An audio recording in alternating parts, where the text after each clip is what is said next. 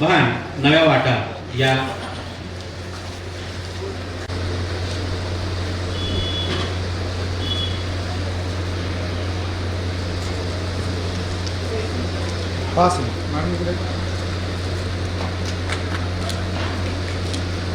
आणि या राष्ट्रसंत तुकडोजी महाराज विद्यापीठावरती मराठवाड्यातील साहित्य नवे भान नव्या वाटा यावरती या ठिकाणी परिसंवादक आपल्याशी परिसंवाद चर्चा करणार आहेत, आपले विचार मांडणार आहेत। या परिसंवादाचे अध्यक्ष आदरणीय वसंत बिराददार सरांना मी विनंती करतो की त्यांनी थोडं प्रास्ताविक या निमित्तानं या ठिकाणी करायचं आहे।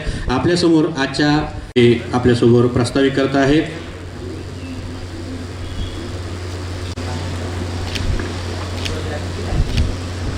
विजय शिक्षण प्रसारक मंडळ छत्रपती संभाजीनगर संचलित दगडोजीराव देशमुख महाविद्यालय, विजय शिक्षण प्रसारक मंडळ छत्रपती संभाजीनगर संचलित दगडोजीराव देशमुख महाविद्यालय आयोजित राष्ट्रसंत तुकडोजी महाराज विचारपीठावर मराठवाड्यातील साहित्य नवे भान नव्या वाटा या परिसंवादाचं आयोजन करण्यात आलेलं आहे। डॉक्टर वैजनाथ अनमुलवाड, मुंजाभाऊ धोंडगे, सुरेंद्र पाटील, रमेश रावळकर हे उपस्थित झालेले आहेत। उपस्थितांमध्ये असलेले आमचे मित्र संतोष देशमुख, अनिल मुंडे, संतोष जाधव आणि आमच्या अहमदपूरची आन बान शान असलेले अभिजात प्रतिभा संपन्न मोहिब कादरी, माझे सहकारी अक्षर वाङ्मयाचे संपादक डॉक्टर नानासाहेब सूर्यवंशी, प्रसिद्ध गझलकार बालाजी मुंडे, प्राचार्य अनिल गारोळे। आता नावं घेत बसलो तर परिसंवादाला उशीर होईल, म्हणून आपण सर्व उपस्थित बंधू आणि भगिनींनो, सूत्रसंचालन करणारे आमचे मित्र डॉक्टर जयप्रकाश चौरघडे, परिसंवादामध्ये सहभागी होणाऱ्या वक्त्यांना मी विनंती करू इच्छितो की आपल्याला कमीत कमी 15 मिनिटे आणि जास्तीत जास्त 20 मिनिटांचा वेळ दिला जाईल। या वेळेमध्ये आपण प्रारंभी आपल्या विषयाच्या अनुषंगानं म्हणजे मराठवाड्यातील साहित्य नवे भान नव्या वाटा या विषयाच्या अनुषंगानं 10 मिनिटे मध्यवर्ती आशय सांगावा आणि उर्वरित 10 मिनिटे आपला निष्कर्ष जो काही आहे तो समारोप आपण शेवटच्या 7 ते 8 मिनिटामध्ये करावा अशी मी विनंती करतो। आणि सर्व वक्त्यांचं परिसंवादामध्ये सहभागी असलेल्या स्वाधीन करतो, त्यांनी कृपया पुढील सूत्रसंचालन करावं। मी आजच्या या परिसंवादाच्या निमित्तानं आजच्या विषयावर बोलण्यासाठी मी पहिल्यांदा निमंत्रित करतो प्राध्यापक सुरेंद्र पाटील सरांना। सुरेंद्र पाटील सर हे मराठी साहित्यातील साहित्यिक आहेत। त्यांचा अंतर्भव भेगा हा कथासंग्रह प्रकाशित आहे। त्यानंतर चिखलवाटा ही साकेत प्रकाशनाने प्रकाशित केलेली कादंबरी, झुलीच्या खाली ही एक मॅजेस्टिक पब्लिकेशनने आणि आजच्या मराठवाड्यातील साहित्य नवे भान आणि नव्या वाटा या परिसंवादाचे अध्यक्ष माननीय डॉक्टर वसंत बिराददार सर, या परिसंवादामध्ये माझ्यासह सहभागी होत असलेले आमचे मित्र समीक्षक डॉक्टर महेश खरात सर, सोबतच वैजनाथ अमुलवाड सर, मुंजाबाई धोंडगे, रमेश रावळकर, कार्यक्रमासाठी या ठिकाणी आलेले आमचे मित्र Maruti Kasab sir, Nanasaheb Suryavanshi sir, Mohib Qadri sir, Hansraj Jadhav sir आणि इतर मित्र आज आमच्यासमोर विषय दिलेला आहे मराठवाडी साहित्य। या विषयाच्या अनुषंगानं मी मांडणी करत असताना एक काळ घेतलेला आहे। आम्हाला परिषदेकडून असं काही सांगण्यात आलं नव्हतं की तुम्ही अशा पद्धतीनं काही करायचं आहे। मला जो विषय वाटला आणि मला जे या 4 वर्षामध्ये महत्त्वाचं जे काही साहित्य वाटलं त्या साहित्याचा मागोवा घेत मी या विषयाकडे तुम्हाला नेणार आहे.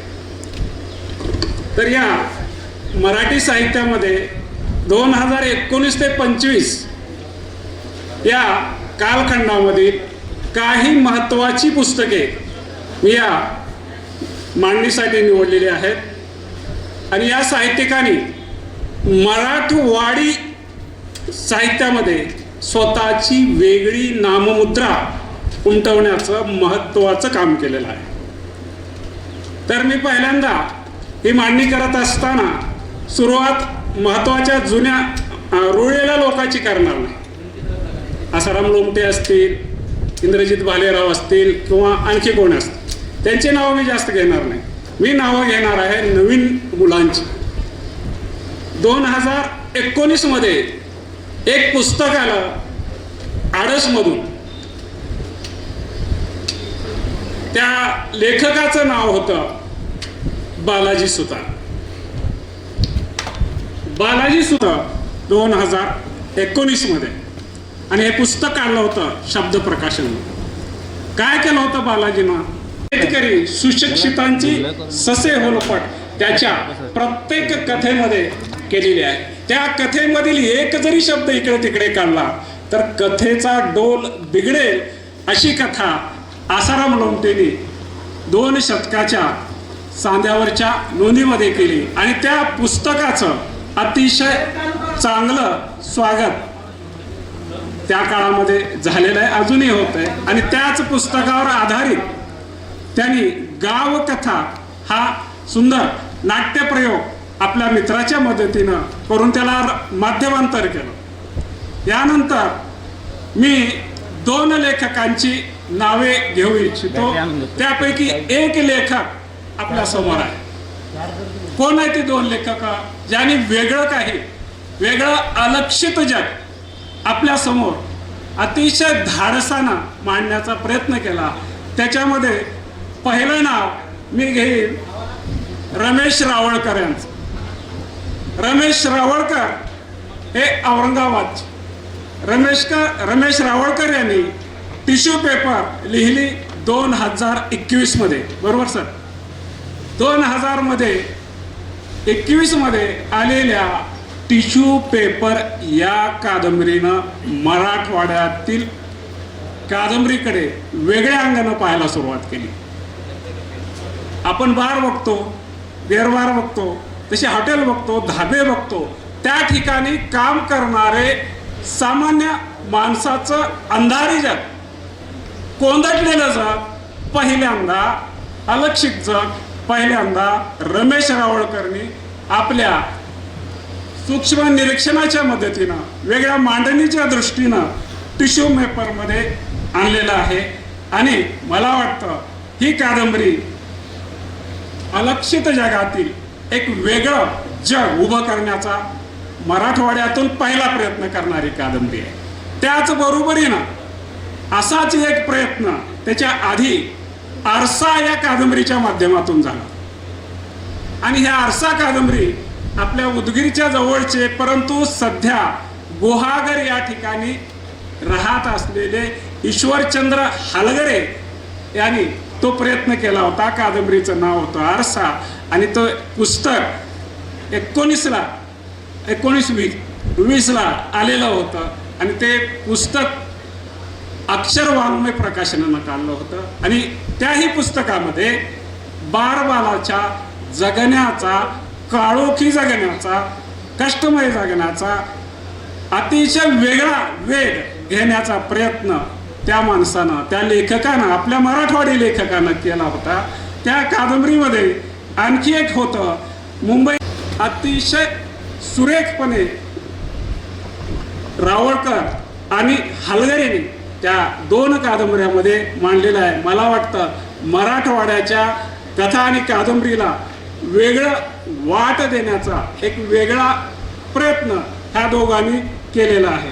यानंतर मी येतोय माणिकपुरी यांच्याकडे. माणिकपुरी या परभणीच्या लेखकानं पक्षी येती अंगणे ही 2023 कादंबरी लिहिली. पक्षी येता अंगणी माणसाचं जग कुणी उभा करेल? माणसाच्या जगण्यातील गुंता कोणताही कादंबरीकार आणि कथाकार निर्माण करेल, परंतु पशु पक्षाला केंद्रित करून कादंबरी लिहिण्याचा एक चांगला प्रयत्न मला वाटतं माणिकपुरी या कादंबरीकारानं केला आणि तो प्रयत्न 2023 साली केला. आणि त्यांनी ज्या पद्धतीनं पशुपक्षाची निरीक्षणं मांडलेली आहेत ती निरीक्षणं अत्यंत वेगळी आणि वाचकाला वेगळ्या जगामध्ये घेऊन जाणारी ती निरीक्षणं आहेत. यानंतर आपल्या प्रेक्षकामध्ये असलेला एक कथाकार मी पुढच्या माझ्या मांडणीमध्ये घेणार आहे. त्या कथाकाराचं नाव आहे हंसराज जाधव. हंसराज जाधव यांचा मोहरम प्रकाशित झाला 2024 साली. त्या पुस्तकामध्ये पुस्तक 2024 मध्ये लोकवाङ्मय ग्रहाकडून आलं. मराठवाडी कथा कशी असावी, मराठवाडी कथा म्हणजे का, मराठवाड्यातील खेड्यातलं जगणं काय, मराठवाडी लोकातील समूह भाव काय, या सगळ्याचं जर प्रतिबिंब आपल्याला बघायचं असेल तर मोहरम या संग्रहातील 8 कथा आपल्याला वाचाव्या लागतील. त्या 8 कथेमध्ये हा कथाकार माणसाच्या जगण्याचा संघर्षमय कोलाज उभा करतो. पाहिजे का? हा कथाकार कादंबरी लेखनाच्या क्षमतेचा कथाकार आहे. ज्यावेळेस मला हे पुस्तक वाचल्यानंतर मी पहिला प्रश्न आपल्या हंसराज जाधवला विचारला की तुझ्या त्या संग्रहातील काही कथा कादंबरीच्या क्षमतेच्या कथा आहे, परंतु तू त्या कथांना विनाकारण कथेमध्ये बोलेल. त्या कादंबरीची क्षमता असलेली एक कथा, त्या कथा संग्रहातील मला आवडलेली अत्यंत चांगली कथा म्हणजे बिल्लेवाला. याचा अर्थ असं समजू नका बाकीच्या कथा गौण आहेत. बिल्लावाला या कथेमध्ये एक गाव शेतकरी संघटनेला मानणारं त्यानं दाखवलेलं आहे. शरद जोशीच्या विचारावर श्रद्धा असलेलं एक गाव या संग्रहामध्ये त्याने उभं केलेलं आहे, ज्यामध्ये त्या शेतकरी संघटनेमध्ये कार्य करणारे अनेक लोक त्या ठिकाणी आलेले आहेत. शेतकरी संघटनेनं या चळवळीनं आपल्याला काय दिलं यासाठी PhD करण्यासाठी तिथं विद्यापीठातील काही मुलं आहेत. या कथेमध्ये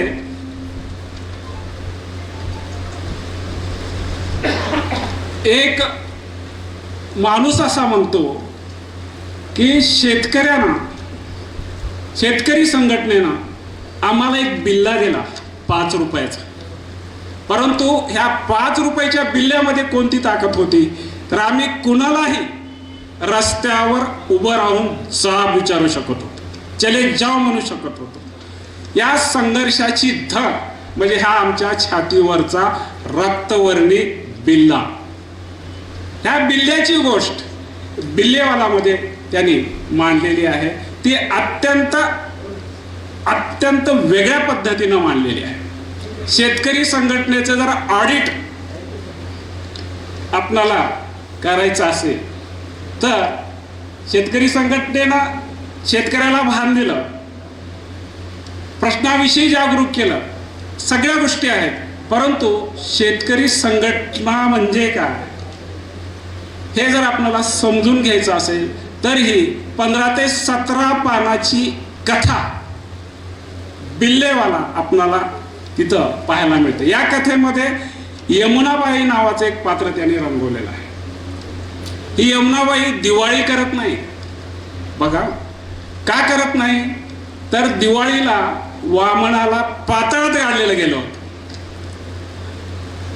आपल्या शेतकऱ्याला वामनानं पाताळात गाडलं म्हणून दिवाळी न करणारी पहिली स्त्री आपणाला कुठे भेटते तर या मोहरम मधल्या बिल्लेवाला या कथेमध्ये आपणाला भेटते.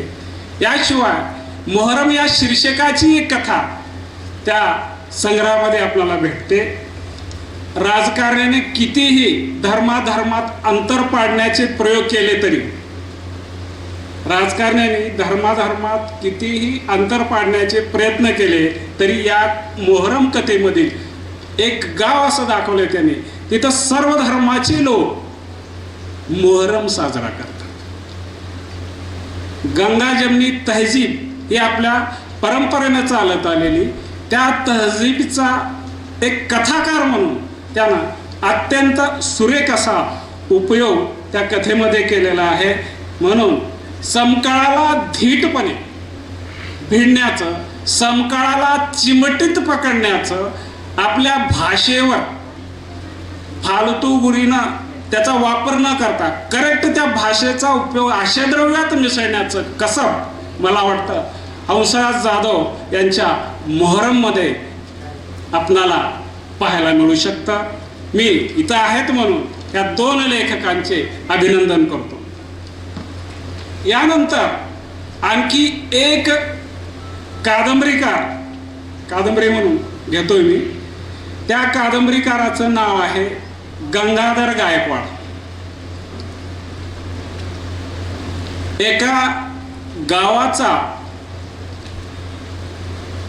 एका गावाची ऱ्हास होत चाललेल्या गावाची ऱ्हास पर्वाची शोकांतिका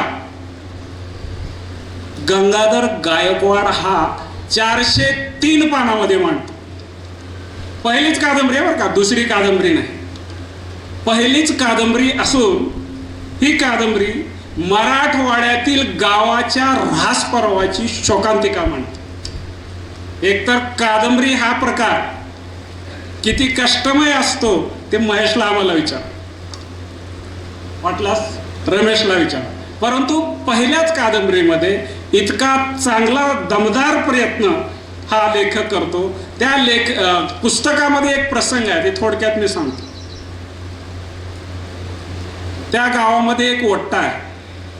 त्या वट्ट्यामध्ये गावातले सगळे टवाळ पोरं बसलेले. कोणती पोरं आहेत? त्या पोराचं 30 वर्ष झालं तरी 32 वर्ष झालं तरी लग्न झालेलं नाही.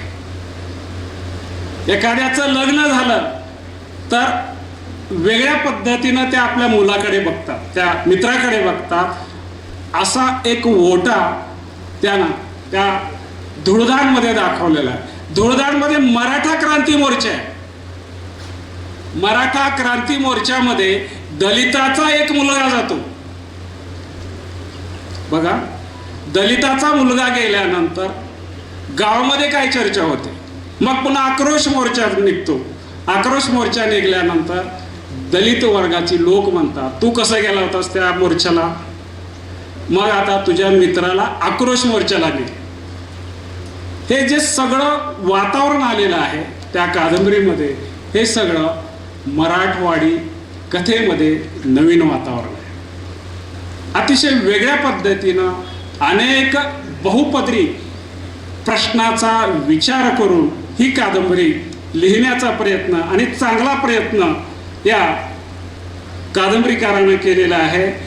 आपल्या 10 दुखण्यासह धुळदाण झालेल्या जगण्याची मांडणी हा गंगाधर गायकवाड नावाचा कादंबरीकार धुळदाणमध्ये करतो. आणि ही कादंबरी 2024च्या आरंभीला आलेली आहे.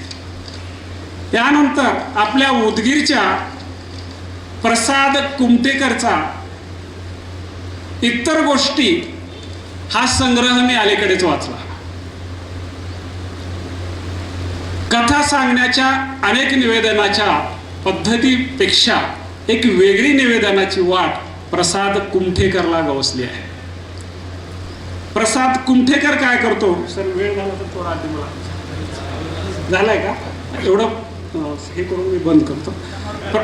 प्रसाद कुमठेकर प्रमाण भाषा आणि उदगिरी भाषा ह्या दोन्हीला एकत्रित घेऊन निवेदनाची एक वेगळी भाषा तो आपल्या कादंबरीमध्ये मांडतो.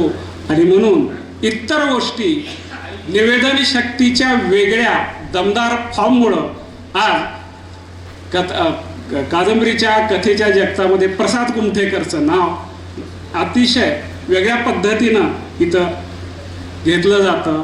या ठिकाणी जगण्याचे प्रश्न मांडणारे, जगण्यातून अस्वस्थ झालेल्या प्रश्नाकडे बघणारे,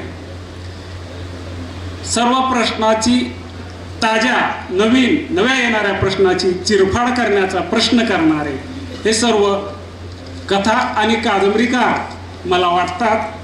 म्हणून माझ्या मांडणीला मी या ठिकाणी विराम देतो आणि यापुढं आपण पुढच्या सर्व लोकांचं म्हणणं ऐकूया. धन्यवाद. धन्यवाद सर. आपण आपल्या विषयाच्या अंगानं बोललात. वेळेची मर्यादा असल्यामुळे थोडं आकडतं घ्यावं लागलं.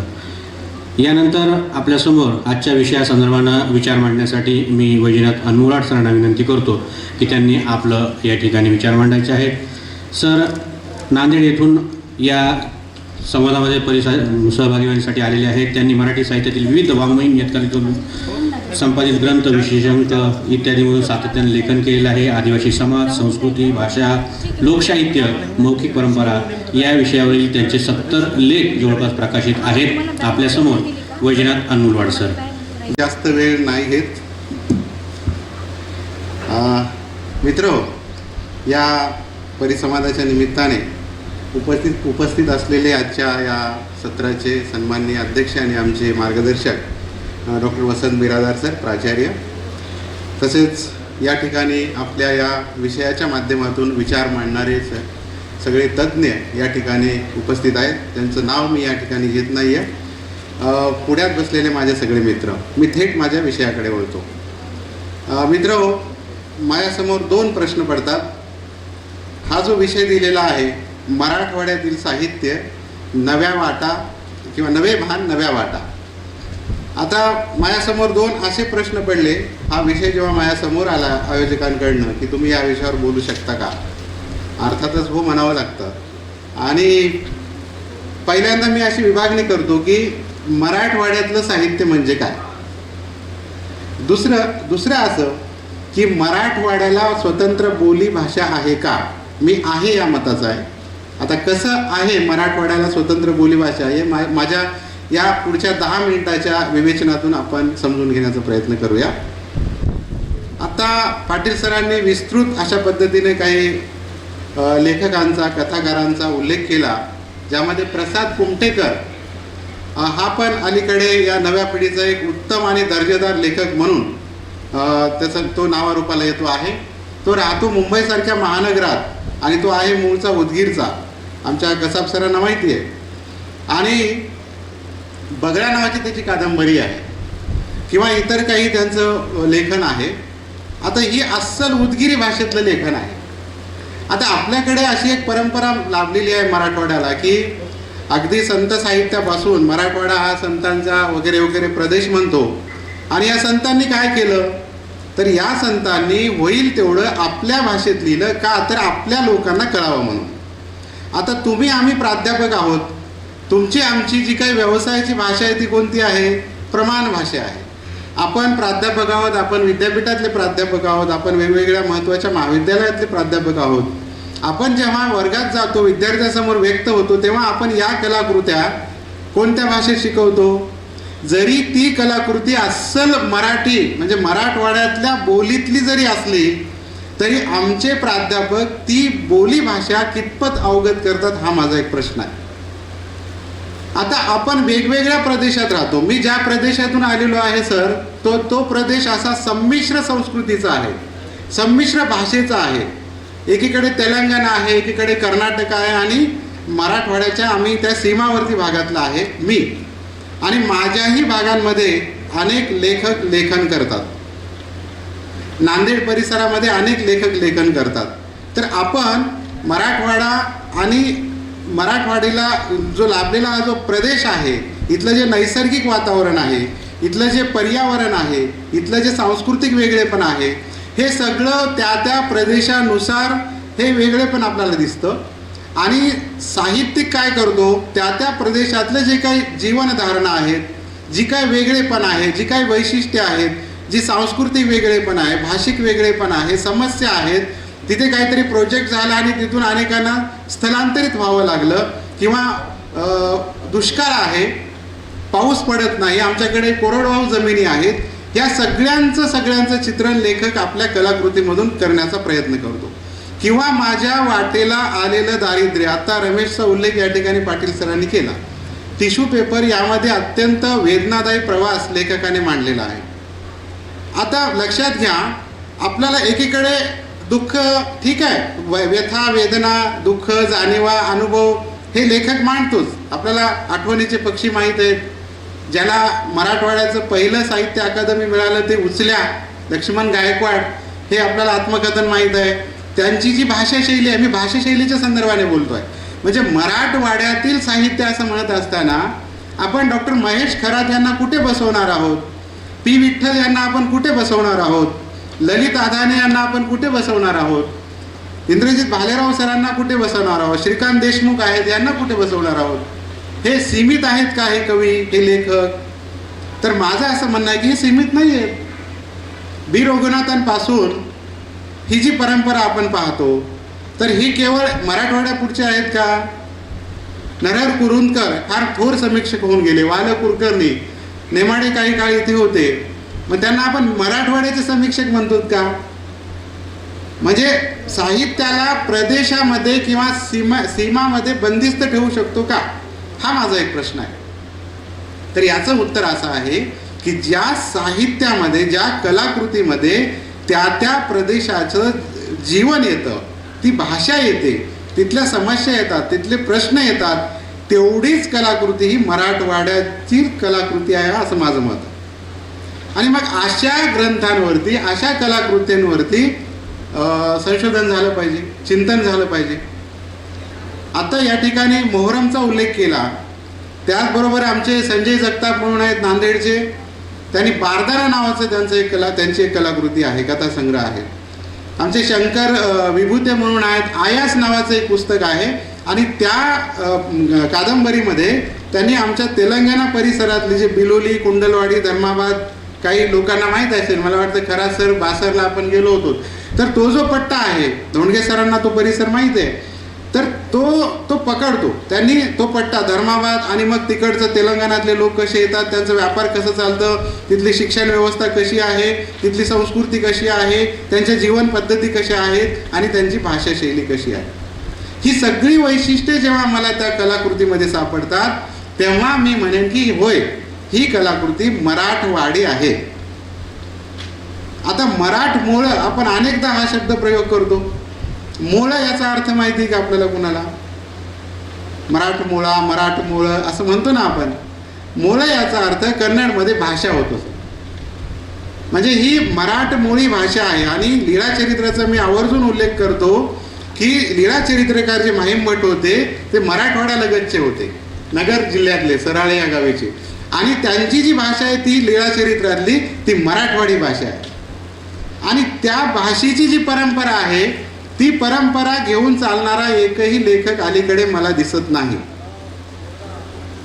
तर म्हणून भाषिक अस्मिता म्हणजे काय? आता या दुसऱ्या परिसंवादाचा विषयच आहे उद्याच्या, की मराठीला अभिजात भाषेचा दर्जा मिळाला.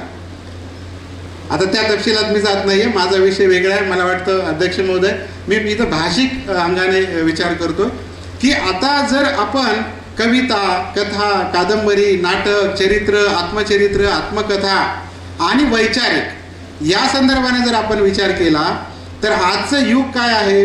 आता बघा, वैभवशाली परंपरा आहे. आता कल्पनारम्यतेला महत्त्व आहे का? अद्भुत रम्यतेला महत्त्व आहे का? सकाळी उद्घाटनाच्या मध्ये कोणीतरी म्हणालं की हे आहे हे राक्षस आलेला, म्हणजे तुम्ही अजून देव, दैत्य, राक्षस याच्या पलीकडे जातच नाही आहे. म्हणजे तुम्ही हे म्हणत बसा. आमचे भुजंग मिश्रा म्हणतात, ते आले तेव्हा आमच्या हातात जमीन होती, ते आमच्या हातात बायबल दिले, आता त्यांच्या हातात जमीन गेली. म्हणजे बघा, आम्ही राक्षस, दैत्य, पिशाच्य म्हणत राहू का? आम्ही यंत्राला यंत्र का नाही म्हणत सरळ सरळ?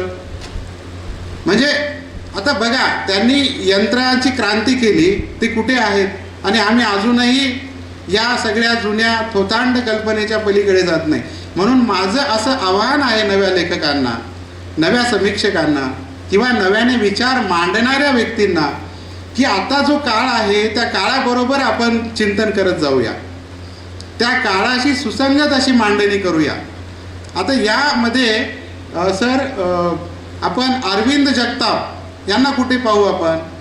राजकुमार तांगडे आहेत, नवं भान ठेवून लिहिणारा हा नाटककार आहे. शिवाजी अंडरग्राऊंड इन भीमनगर मोहल्ला तुम्ही ऐकलेलं असेल. नवं भान आपण याला म्हणतो. अरविंद जगताप आहे, काय लिहितो म्हणजे तुम्ही काळाबरोबर चला ना. मान्य आहे आपण हे ललित साहित्य आहे, म्हणजे माझ्या जाणीवा मी मांडतो.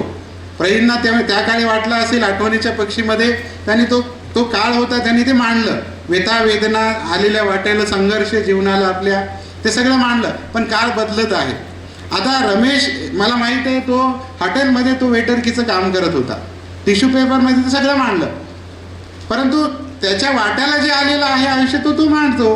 परंतु आत्ता असं या सभागृहामध्ये आहेत असे किती जण आहेत ज्यांच्या वाट्याला असं आयुष्य आलेलं आहे? मला हे म्हणायचं आहे की नवं भान जर तुम्हाला आणायचं असेल आणि या नव्या पिढीला जर तुम्हाला सोबत घेऊन चालायचं असेल तर तुम्हाला नवं काहीतरी शोधता आलं पाहिजे. त्या नव्यामध्ये प्रसाद कुमटेकर आहेत, अरविंद जगताप आहेत, योगेश सिरसाट आहेत, राजकुमार तांगडे आहेत, असे अनेक लेखक आहेत जे वेगळं काहीतरी मांडू पाहत आहेत. आता दुसरा प्रश्न मला असा पडतो की व्यथा वेदना हेच दिसतं का सगळ्यांना? काही वैभवशाली अशी परंपरा दिसत नाहीये का? ठीक आहे, गरिबीला भांडवल करून चालतं का? किंवा किती दिवस करायचं गरिबीला भांडवल? मी ज्या याच्यातून आलेलो आहे मंचाला सांगतो की तुम्ही विचारसुद्धा करू शकत नाही, इतक्या अभावग्रस्त जीवनातून आलेलो आहे. पण मग मी सगळ्यांना असं म्हणत फिरू का मी गरीब आहे हो? नाही. काळाला आपण समजून घ्यायचं आहे आणि काळाशी सुसंगत असं विचार आपल्याला करायचं. म्हणून मला या ठिकाणी खूप काही असं जवळजवळ मी 15 ते 20 पेज एक शोध निबंधच लिहिला याच्यावरती, म्हणजे दोन्ही प्रकारचे दोन्ही अंगाने, म्हणजे अगदी वादविवादा संदर्भात असं जेव्हा आपण चर्चा करतो ना तशा पद्धतीने. तर असो, मला या ठिकाणी या संदर्भाने विचार मांडण्याची संधी मिळाली. आयोजकांचे मी या ठिकाणी आभार मानतो आणि नवीन विषय आणि नवीन संकल्पना आणि युगाबरोबर चालण्याची जी काही गती आपल्याला हवी असते, आपली संस्कृती आपली परंपरा टिकून, मी त्याला विसरून नाही म्हणत, त्याला आत्मसात करत करत आपण एक क्रांतीची पावलं पुढे एक नवी वाट आपण शोधूया आणि नव्या पद्धतीने आपण चिंतन करूया. आणि या संदर्भाने मी या ठिकाणी नव्याने लेखन करणाऱ्या लेखकांसाठी एक नवी दिशा त्यांच्यासमोर ठेवण्याचा प्रयत्न करतो आहे. तुम्ही शांतपणे ऐकून घेतलात त्याबद्दल तुमचे धन्यवाद. वेळ कमी आहे, बोलण्यासारखं खूप आहे, मी काहीच पाहिलं नाही पॉईंटसुद्धा. जर पाहिलं असतो तर 1 तास सोडलं नसतं तुम्हाला. असो, धन्यवाद. आणि विषयाच्या संदर्भात मराठवाड्यातील साहित्य हे केवळ मराठवाड्यातील नाही तर एकंदरीत मराठी साहित्यातील भाषा ही काय आहे याबद्दल आपण बोलला आहात. यानंतर पुढचे परिसंवादक आहेत कादंबरीकार रमेश रावळकर. त्यांची मातीवेना, गावकळा, टिश्यू पेपर ही कादंबरी सध्या चर्चेली जात आहे. त्यासोबत त्यांनी उपयोजित मराठी आणि भाषिक कौशल्य, प्रसारमाध्यमे आणि भाषिक कौशल्य ही अभ्यासक्रमिक पुस्तकांचंही लेखन केलेलं आहे. त्या सगळ्या लेखनामुळं त्यांना राज्यस्तरीय पुरस्कारांनी सन्मानित करण्यात आलेलं आहे. मी आमंत्रित करतो विषयावर चर्चा करण्यासाठी डॉक्टर रमेश रावळकर सर यांना. आपल्यासमोर रमेश रावळकर सर. मराठवाडा साहित्य संमेलनाचे अध्यक्ष प्राचार्य भीमराव वागचौरे सर आणि या परिसंवादाचे अध्यक्ष वसंत बिराजदार सर, माझ्या समवेत जे वक्ते या ठिकाणी बोलत आहेत आणि बोलणार आहेत ते कविमित्र, कादंबरीकार, समीक्षक Mahesh Kharat sir, Surendra Patil sir, Dhondge sir, त्यानंतर आत्ताच बोलून गेलेले अंबुलवाड सर, समोर बसलेले आमचे मित्र मारुती गायकवाड, त्याच्यानंतर सूत्रसंचालन करणारे चोरगडे, अनिरुद्ध मोरे, बागल सर आणि एकूण सर्व मित्र आणि कविमित्र ललित आदाणे. मित्रांनो, आत्ता जो विषय आहे तो आहे मराठवाड्यातील लेखक, नवे भान नव्या वाटा. खरं तर एक गोष्ट आपण या ठिकाणी लक्षात घेतली पाहिजे की नवे भान आणि नव्या वाटा. आता नवं हे काय आहे तर या शीर्षकाला जोडलेलं एक विशेषण आहे. आणि हे जे विशेषण आहे हे विशेषण तुम्हाला काळारूप सूचन करणारं अशा प्रकारचं विशेषण आहे. ते कालिक युगाचं सूचन करणारं आहे. मग जेव्हा नवे भान तुम्हाला काळाचं सूचन देतं, मग जेव्हा आपण भानाकडे येतो, मग हे भान म्हणजे नेमकं काय तर भान म्हणजे लक्ष. आपण जेव्हा कोणाशी बोलत असतो तर सहसा आपल्याला असं म्हटलं जातं की तुझं लक्ष आहे का, तुझी शुद्ध हरवली आहे का, तू भानावर आहे का. मग साहित्यातलं नेमकं भान म्हणजे काय तर मला वाटतं हे जे भान आहे हे जाणीवेशी संदर्भ देणारं आहे की लेखकाला देखील ती जाणीव आली पाहिजे नव्या काळाची, लेखकाला ते भान आलं पाहिजे. मग असे हे भान असलेला लेखक नेमकं करतो काय तर भान असलेला लेखक नव्या काळाचे संस्कार धारण करत असतो. काय करतो नव्या काळाचे संस्कार हे धारण करत असतो. आणि या नव्या काळाचे संस्कार धारण करणारा जो लेखक असतो त्याची जी मुळं जी असतात ना ही गतकाळामध्ये रुजलेली असतात. त्याची मुळं ही गतकाळात जरी रुजलेली असलीत ना तरी ती वर्तमानामध्ये पसरत असतात. आणि या मुळाची जी टोकं आहेत ही टोकं भविष्याच्या काळाकडे वाढत जाणारी असतात. आणि म्हणून नव्या भान असणाऱ्या लेखकानं याचं भान ठेवणं अत्यंत गरजेचं आहे. मग होतं काय नेमकं की आपला जो सगळा एकूण भवताल आहे मग ज्यामध्ये व्यक्ती असेल, घटना असतील, प्रसंग असतील, जीवन जाणीवा असतील, या सगळ्याचं चित्रण लेखक करत असतो.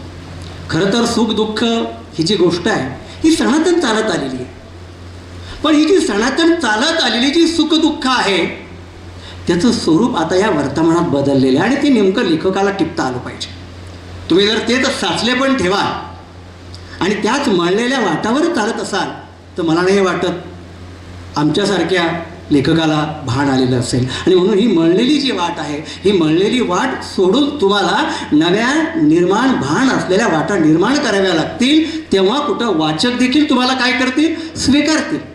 आता प्रश्न असा असतो की हे जे भान आलेले लेखक आहेत हे लिहितात आणि अशा प्रकारे लिहित असताना काळाच्या अनुषंगानं मांडणी करत असताना म्हणजे याच्या हातून म्हणजे मग काय अक्षरवाङ्मय निर्माण होईल का नाही तसं होणार नाही. पण एक मात्र नक्की होईल आणि ते म्हणजे काय होईल की अशा लेखकांकडून मैलाचं दगड ठरणारे साहित्य मात्र निर्माण झाल्याशिवाय राहणार नाही. मग त्यासाठी लेखकाला एक जबाबदारी मात्र या ठिकाणी पेलावी लागणार आहे. काही धोके तुम्हाला पत्करावे लागणार आहे आणि ते धोके म्हणजे कोणते तर तुम्हाला राजकीय हस्तक्षेप करावा लागणार आहे. मला वाटतं हे लेखकाचं सगळ्यात महत्त्वाचं काम आहे. लेखकानं केव्हाही विरोधी बाकावरच बसलं पाहिजे. माझं हे मत आहे.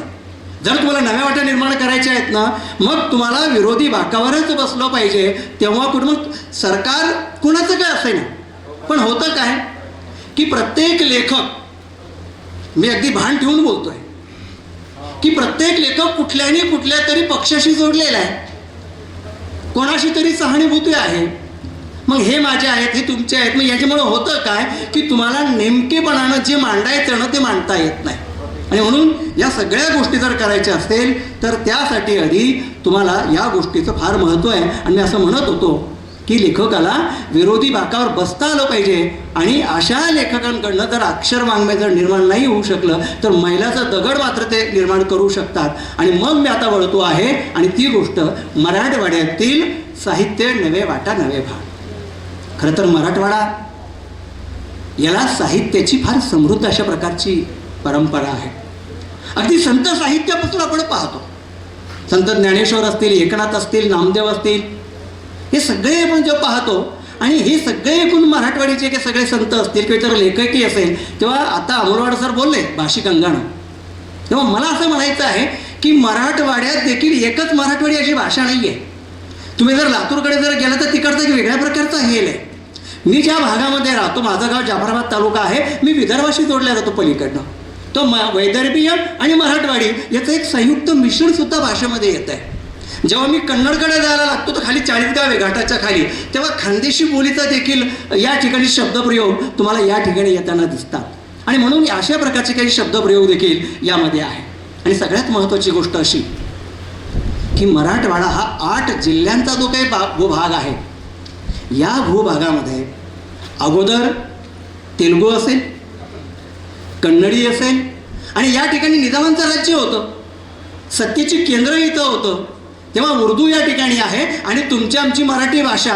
तेव्हा अशा या 5 भाषा या ठिकाणी नांदलेल्या आहेत. आणि या 5 भाषा या ठिकाणी नांदल्या म्हणजे याचा अर्थ असा की उर्दू भाषेचं प्रभुत्व या ठिकाणी होतं. आणि म्हणून याला पंचधारेचा प्रदेश देखील म्हटलं जातं.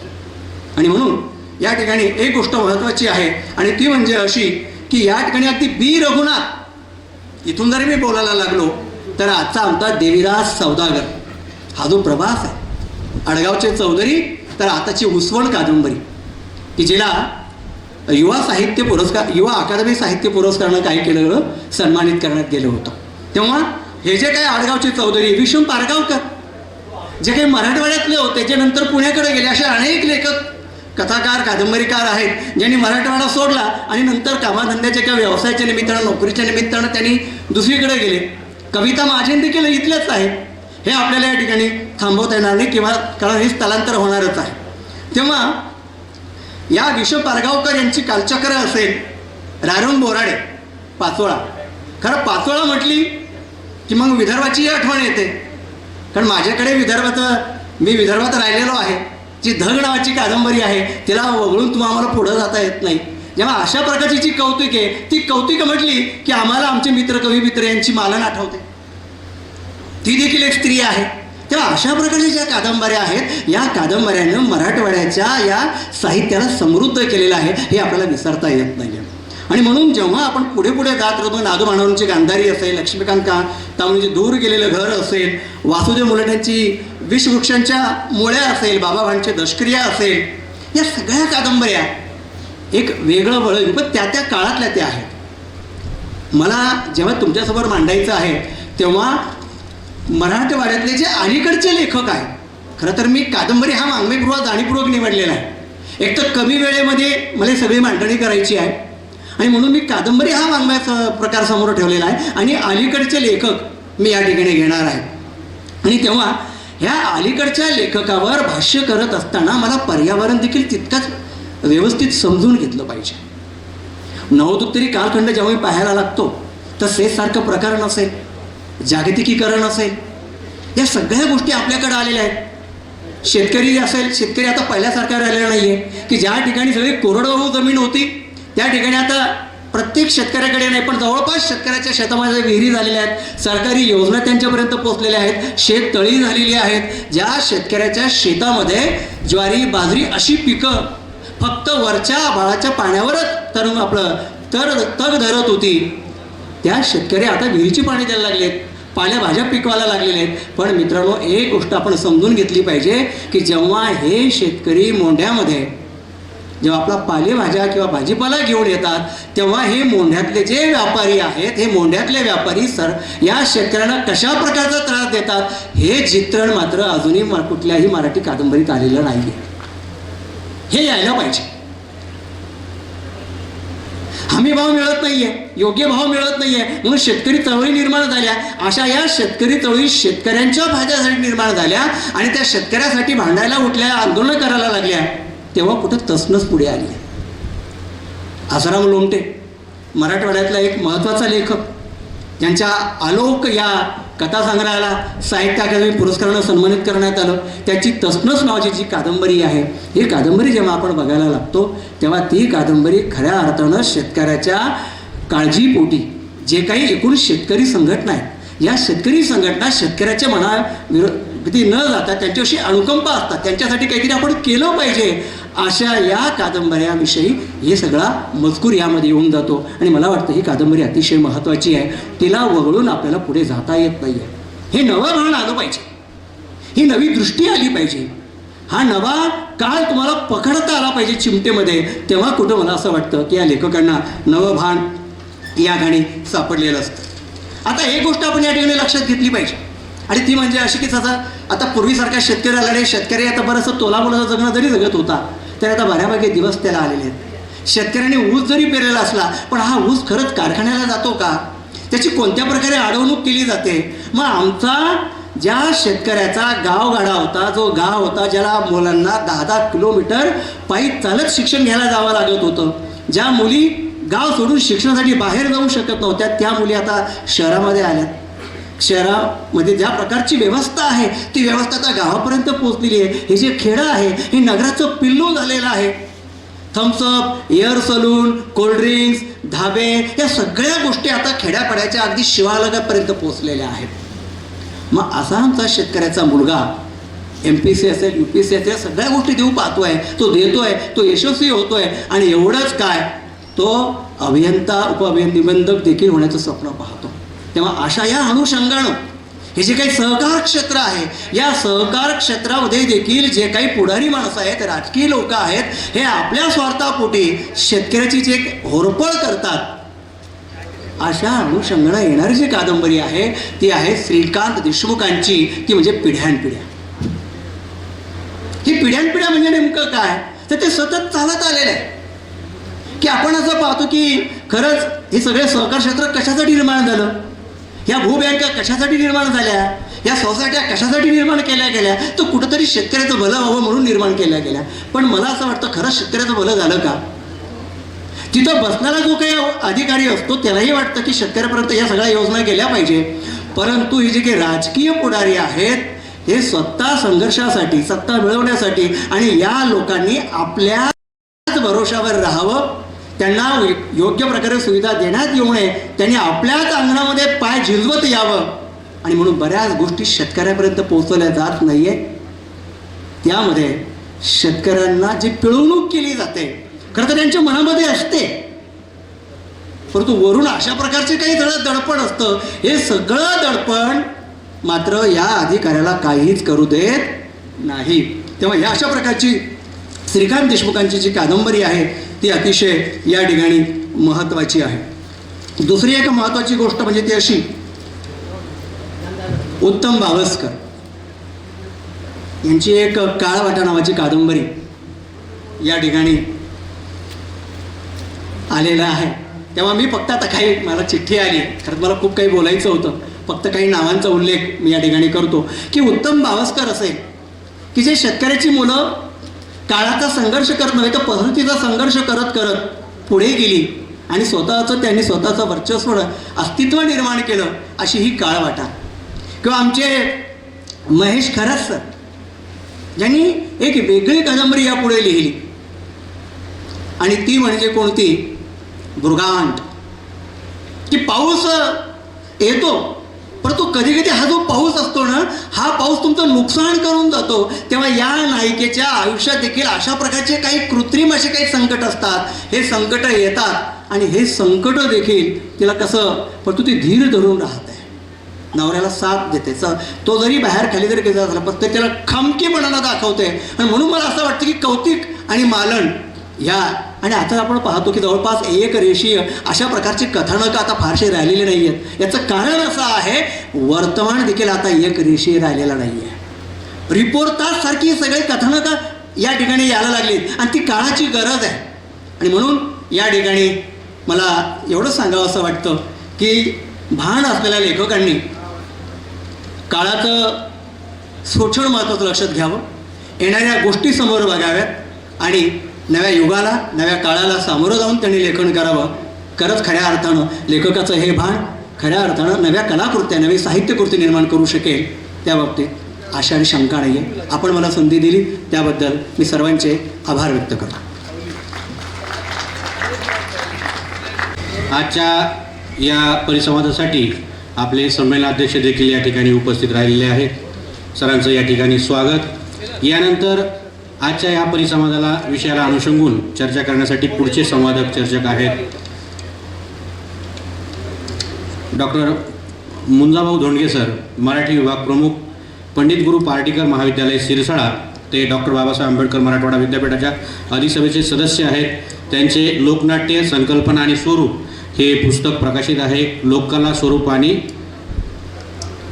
लोककला स्वरूप, त्यानंतर 5 एकांकिका आहेत. या सगळ्या लेखनाला काही पुरस्कार मिळाले आहेत. बी रघुनाथ वाङ्मय पुरस्कार, महाराष्ट्र गौरव पुरस्कार, प्रतिभा सन्मान पुरस्कार आणि महात्मा ज्योतिबा फुले पुरस्कार या पुरस्काराने सन्मानित करण्यात आलेला आहे. त्यांना आपल्यासमोर विषयाला अनुषंगून बोलण्यासाठी मी आमंत्रित करतो.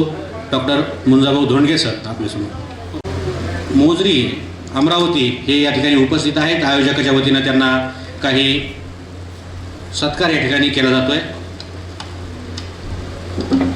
त्यानंतर राष्ट्रसंत श्री तुकडोजी महाराज द्वारा स्थापित अखिल भारतीय श्री गुरुदेव पुष्पगुच्छ, शाल, पुष्पगुच्छ दूरवरून मराठवाडा साहित्य संमेलनासाठी मराठवाड्यातील साहित्य, मराठवाड्यातील साहित्याचे बहाण आणि नव्या वाटा हा विषय समजून घेण्यासाठी उपस्थित राहिले. त्याबद्दल महाविद्यालय, साहित्य संमेलन, मराठवाडा साहित्य परिषद सर्वांच्या वतीनं तुमचं मन. प्राचार्य डॉक्टर भीमराव आचार्य साहेब,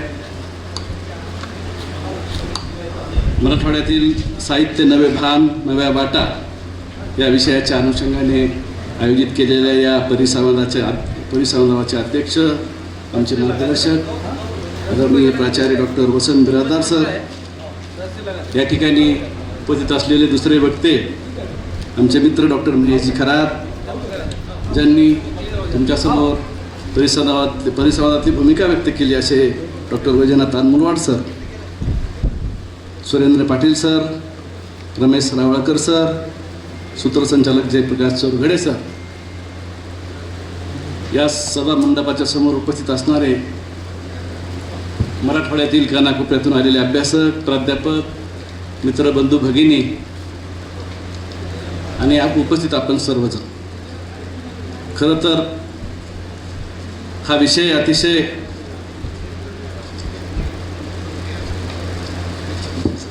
ज्वलंत अशा प्रकारचा आहे आणि साहित्य संमेलनाच्या बाबतीतली भूमिका आपण सकाळपासून पाहतोय. आपण सर्वजण मराठवाड्यातील रहिवासी आहोत. मराठवाडा प्रदेशाची भूमिका काही वक्त्यांनी या ठिकाणी तुमच्यासमोर मांडलेली आहे. मराठवाड्यातील साहित्य हे मराठवाड्यातील लेखकांनी लिहिलेलं साहित्य की मराठवाड्यातल्या जाणीवा असणारं साहित्य, हाही प्रश्न आमच्यासमोर काही वक्त्यांनी व्यक्त केलेला आहे. असं असलं तरी कुठलंही साहित्य हे विविध अंगाच्या माध्यमातून, विविध सोपस्काराच्या माध्यमातून समाजासमोर येत असतं. मराठवाडा ही एक अशा प्रकारची सांस्कृतिकदृष्ट्या अतिशय वैभवशाली परंपरा असलेली भूमी आहे. या भूमीला अनेक शतकाची प्रदीर्घ अशा प्रकारची परंपरा आहे. इथली प्रादेशिकता अतिशय वैभवशाली अशा प्रकारची आहे. या भूमीमध्ये अनेक प्रकारच्या चळवळी होऊन गेलेल्या आहेत. त्यात वाङ्मयी चळवळीत आपण पाहिलेल्या आहेत. काही चळवळीने तर आपल्या मराठवाड्यात निर्माण झालेल्या काही चळवळीनं आपल्या महाराष्ट्राचं पण नेतृत्व केलेलं आपल्याला पाहायला मिळतं आहे. जसं दलित साहित्याची चळवळ असेल, ग्रामीण साहित्याची चळवळ असेल, की बऱ्यापैकी मराठवाड्याने या चळवळीचं नेतृत्व केलेलं आपल्याला पाहायला मिळतं आहे. त्याचप्रमाणे संतांची भूमी म्हणूनही आपण या ठिकाणी मराठवाड्याला या ठिकाणी पाहतो आहे.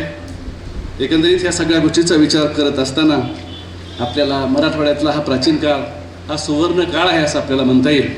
आणि या सुवर्ण काळाच्या माध्यमातून त्याची वैभवशाली परंपरा घेऊन आजच्या काळात या मराठवाड्यातल्या साहित्याच्या संदर्भातलं भान वाटा शोधण्याची जबाबदारी आमच्या सर्वांच्या समोर आहे. मी काही साहित्यिक नाही किंवा लेखक नाही, एक तुमच्यासारखा एक रसिक आहे. लोकनाट्याचा अभ्यास, लोककलेचा अभ्यास मी सुरुवातीपासून केलेला आपल्याला पाहायला मिळतोय. खऱ्या अर्थानं या महाराष्ट्रामध्ये ज्या वेगवेगळ्या प्रकारच्या कला निर्माण झालेल्या आहेत त्यातल्या लोककलेकडं पाहण्याचा समाजाचा दृष्टिकोन आम्ही पाहतोय. एक वैभवशाली अशा प्रकारची संस्कृती आपल्या महाराष्ट्राची आहे, आपल्या देशाची आहे. ती त्या संस्कृतीमध्ये असणाऱ्या कलेमुळं आपल्याला पाहायला मिळते आहे. त्या कलेचा अभ्यास थोड्याफार प्रमाणात करण्याचा प्रयत्न मी या ठिकाणी केला.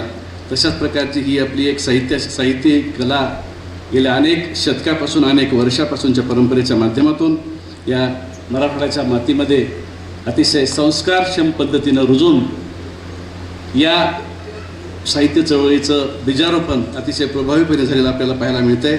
फार सातवाहनापासून निजामापासून ते आता जवळपास 2200 वर्षाची परंपरा या ठिकाणी तुमच्या सर्वांच्या समोर आपल्याला पाहायला मिळते. या परंपरेमध्ये आपण सर्वजण जीवन जगत असताना अनेक स्थित्यांतरं पाहिलेली आहेत, अनेक आमूलाग्र अशा प्रकारची बदल झालेली आपल्याला पाहायला मिळालेली आहेत. आणि याचा संदर्भ घेऊन आधुनिक काळातील साहित्यामधून आपल्याला काही करता येईल का, किंवा या साहित्याचं भान खऱ्या अर्थानं अतिशय सक्षम आहे का, किंवा या वाटा खऱ्या अर्थानं भविष्याच्या काळात आपल्याला प्रेरणादायी ठरणार आहेत का, याचाही विचार या ठिकाणी करणं गरजेचं आहे. सकाळच्या सन्माननीय अध्यक्ष वाकचौरे सरांच्या भाषणामध्ये मी काही भाषण ऐकलं. अध्यक्षीय भाषणाच्या माध्यमातून आपण मला ज्या सुचलेल्या गोष्टी या ठिकाणी व्यक्त करतोय, त्यांच्या त्या पहिल्या 2-3 कादंबऱ्याच्या माध्यमातून चित्रित झालेलं जे ग्रामजीवन आहे, ते जीवन मी पाहत असताना मला बऱ्याच प्रमाणामध्ये संत साहित्याची आठवण झाली. साहित्य हे त्या काळासाठी निर्माण झालेली एक मोठ्या प्रकारची अचिव्हमेंट असते, एक जबाबदारी असते, आणि ते भान प्रत्येक लेखक आपल्या लिखाणाच्या माध्यमातून ठेवत असतात.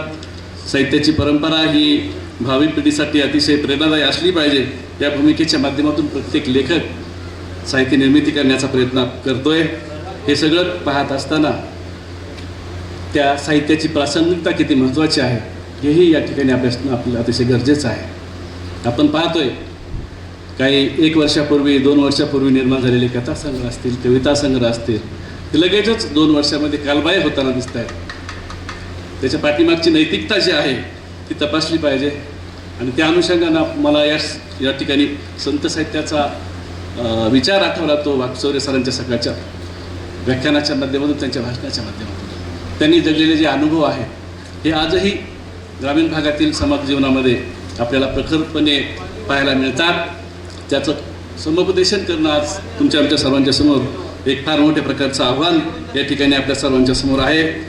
ही एक एवढी मोठी परंपरा सांगत न बसता अतिशय संक्षिप्त स्वरूपामध्ये मी या ग्रामीण साहित्याची चळवळ असेल, दलित साहित्याची चळवळ असेल, आदिवासी साहित्याची चळवळ असेल, स्त्रीवादी साहित्याची चळवळ असेल, कामगार साहित्याची चळवळ असेल, ही कुठल्या प्रकारचं रूप धारण करताना दिसते याचा आढावा या ठिकाणी याचा आढावा घेणं या ठिकाणी मी टाळतो.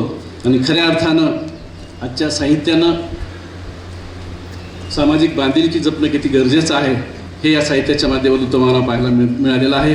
हे सगळे अनेक संदर्भ आहेत, अनेक कादंबऱ्याच्या माध्यमातून, अनेक कथासंग्रहाच्या माध्यमातून, अनेक कवितेच्या माध्यमातून या ठिकाणी सांगितलेलं आपल्याला पाहायला मिळतं आहे. आणि हे सगळं सांगत असताना मला एक कादंबरी आठवते. तो आमचा एक नवीन अशा प्रकारचा मित्र आहे, सुशील खसकटे नावाचा, तो माजलगावचा आहे, ज्यानं जोहार नावाची कादंबरी लिहिली. खऱ्या अर्थानं तो माजलगावचा आहे, परंतु तो आता पुण्यात स्थायिक आहे. त्या कादंबरीमध्ये चित्रित केलं त्याचं समाज जीवन आहे किंवा वास्तव आहे, अतिशय प्रभावी अशा प्रकारचं आहे. ती कादंबरी खऱ्या अर्थानं मानवी मनाचे त्याला काय म्हणतात संवेदना या ठिकाणी अतिशय प्रभावीपणे मांडताना दिसते आहे.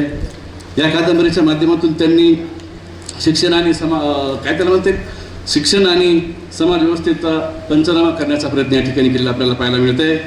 त्याचबरोबर कुसळलेला जो गावगाडा आहे, तो गावगाडा अतिशय प्रभावीपणे त्यांनी त्या ठिकाणी मांडलेला आपल्याला पाहायला मिळत आहे. आणि या सगळ्या गोष्टीच्या माध्यमातून आपल्या गावाची कशा प्रकारची, गावगाड्याची कशा प्रकारची पडझड झालेली आहे हेही त्यांनी अतिशय प्रभावीपणे मांडलेलं आपल्याला पाहायला मिळतं आहे.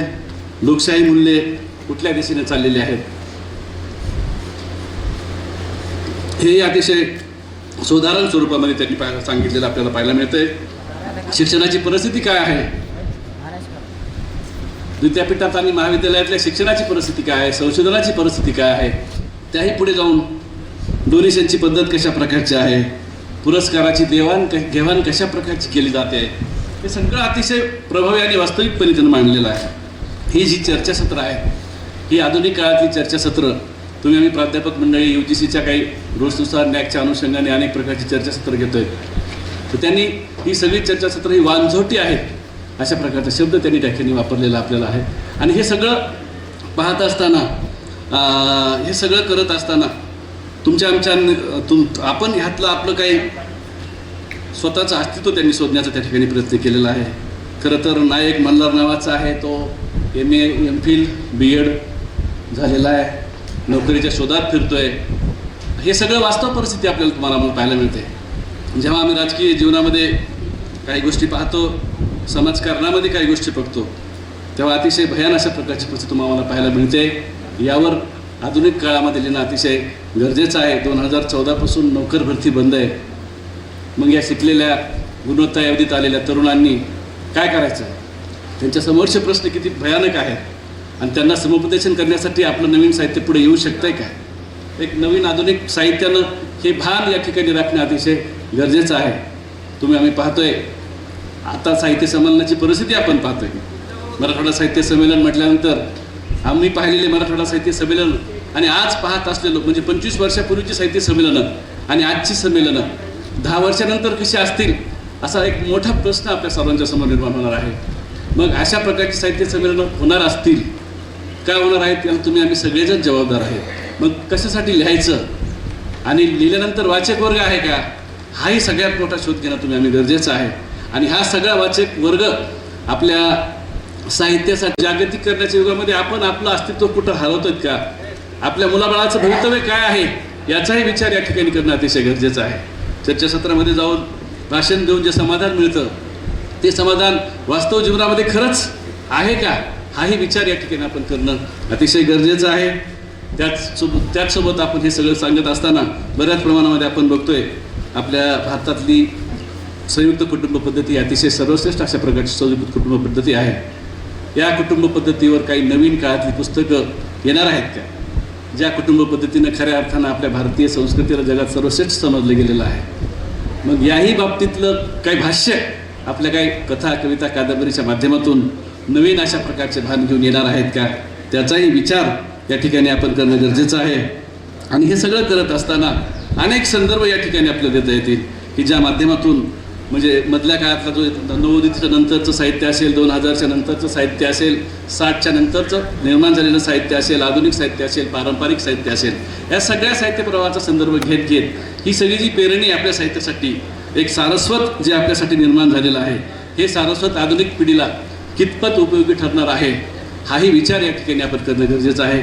एक समाज व्यवस्थेतला घटक म्हणून, एक सर्वसामान्य अभ्यासक वाचक म्हणून मी तुमच्यासमोर असं म्हणेल, एक माझं बोलणं तुम्हाला धाडसाच असं वाटेल, परंतु मला तर असं वाटतं की येत्या 25 वर्षामध्ये आपल्या साहित्याला काय भवितव्य असणार आहे हा फार मोठा प्रश्न तुमच्या आमच्या सर्व वाचक मंडळीच्या समोर या ठिकाणी उभा टाकलेला आहे.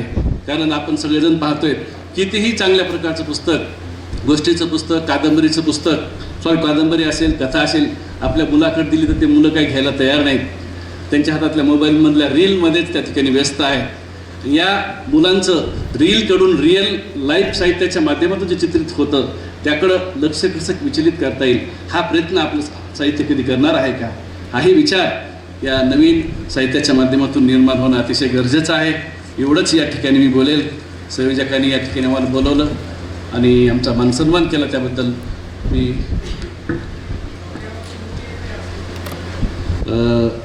या संयोजन समितीचे खूप खूप आभार व्यक्त करतो आणि माझं भाषण संपतो. जय हिंद, जय महाराष्ट्र.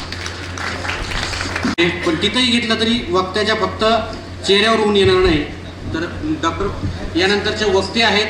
थोडी सावली आहे, इथं सावली आहे आणि याच्यानंतर डॉक्टर महेश करात सर यांची बुरगांड कादंबरी सध्या चर्चिली जात आहे. त्यापूर्वी त्यांनी मधु मंगेश कर्णिक व्यक्ती आणि वाङ्मय, लोकसाहित्य, जीवन आणि संस्कृती, ओळ तुझ्या माझ्या स्वातंत्र्याची हा कविता संग्रह आणि या सगळ्या लेखनाबद्दल त्यांना अनेक पुरस्कारांनी सन्मानित करण्यात आलेलं आहे. आपल्यासमोर महेश करात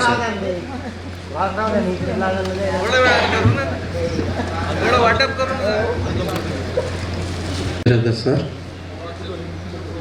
या ठिकाणी ज्यांनी विवेचन व्यक्त केलेलं होतं त्यामध्ये आमचे मित्र डॉक्टर वैजनाथ अनमलवाड सर, दुसरे मित्र, मी त्यांच्या कानात म्हटलं होतं की तुम्ही तिकडं आमदार व्हायचं, इकडं कशाला आलात तुम्ही वगैरे, पण ते म्हणले की मित्रांना भेटण्यासाठी येत असतो वगैरे, असे मुंजाभाऊ धोंडगे सर, ज्यांनी सुरुवातीलाच आपले विचार व्यक्त केले ते सन्माननीय सुरेंद्र पाटील सर, ज्याने अत्यंत पोटतिडकीनं आपली स्वतःची भूमिका मांडली ते रमेश रावळकर सर, आणि सभागृहामध्ये ज्यांचा अत्यंत आदरानं उल्लेख करावा असं व्यक्तिमत्व म्हणजे या संमेलनाचे अध्यक्ष डॉक्टर भीमराव वागचौरे सर, ज्यांनी सूत्रसंचालन करत असताना मध्येच अशी नर्म विनोदाची एक छोटीशी झलक दाखवली ते आमचे मित्र डॉक्टर प्रकाश चोरगडे. सभागृहामध्ये डॉक्टर संतोष देशमुख आहेत, हनुमंत सोनवणे, मारुती कसाब, अनिल मुंडे, राम रवणेकर, प्रल्हाद घोपे, ललित अदाने, सुभाष बागल, अनिरुद्ध मोरे, लेखिका ललिता गादगे मॅडम, अर्चना सोनवणे मॅडम, प्रेमला मुखेडकर, ज्ञानेश्वर खिल्लारी आणि संतोष जाधव सर. वास्तविक पाहता या परिसंवादाचा विषय जो दिला होता त्यामध्ये मराठवाड्यातील साहित्य नवे भान नवे वाटा असा विषय आहे. या विषयाच्या भोवती आयोजकांनी ओढलेली एक मर्यादेची रेषा आहे आणि ही रेषा आयोजकांनी संयोजकांनी फार नीटपणे ओढलेली आहे. ही रेषा जी आहे ती ही रेषा प्रादेशिकतेची आहे. त्यामध्ये मराठवाड्याची भूमी आहे. मराठवाड्याचा परीख हा केंद्रस्थानी ठेवून या विषयाची रचना केलेली आहे. केंद्रस्थानी मराठवाड्याचा परीख आहे. या विषयामध्ये त्यांनी नवे भान आणि नव्या वाटा असा एक शब्दप्रयोग केला आहे. हा शब्दप्रयोगच मुळात फारच बोलका आणि विचार करायला भाग पाडणारा आहे. त्याचबरोबर हा शब्दप्रयोग समकाळाचे सामाजिक आणि सांस्कृतिक भान घेऊन आला आहे. हे सामाजिक आणि सांस्कृतिक भान संभ्रमित करणारे आहे. त्यात आधुनिक विज्ञान व माहिती तंत्रज्ञानाचा वाटा फारच मोठा आहे. आज वरवरच्या दिखाऊ आणि चकचकीत गोष्टीला फारच महत्त्व आले आहे. पृथ्वीचेच जगाचेच एक जागतिक खेडे बनले आहे.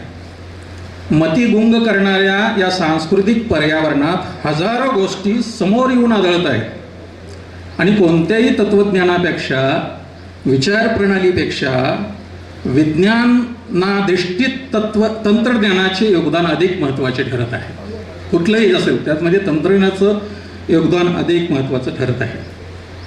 जागतिक अर्थव्यवस्था तसेच सत्ता स्पर्धा यातही विज्ञान तंत्रज्ञानाचे स्थान कळीचे झाले आहे. राजकीय धार्मिक आर्थिक क्षेत्रातच नव्हे तर जगण्याच्या व्यवहारावर जागतिकीकरण आरूढ झाले आहे. यातून कुणाचीही सुटका नाही, मराठवाड्याचीही नाही. येणाऱ्या काळाला सामोरे जाण्याशिवाय इथल्या माणसांना पर्याय नाही. आपण सारेच एका नव्या जगात पोचलो आहोत. असे जग पूर्वी आपण कधी पाहिले नव्हते किंवा या जगाची कल्पनाही केलेली नव्हती. या नव्या जगाचे विविध गोष्टीत विभाजन झाले आहे. या जगात एक मरणाऱ्यांचे जग आहे आणि एक जगणाऱ्यांचे जग आहे. मरणाऱ्यांच्या जगात शेतकरी आहेत, ताणतणावाला आणि धारदार स्पर्धेला कंटाळलेले विद्यार्थी आहेत, मातेच्या गर्भातच शेवटचे श्वास मोजणारे मांसाचे गोळे आहेत, अजूनही ज्यांना माणूस म्हणून मान्यता मिळाली नाही अशा काही भटक्या जमाती आहेत.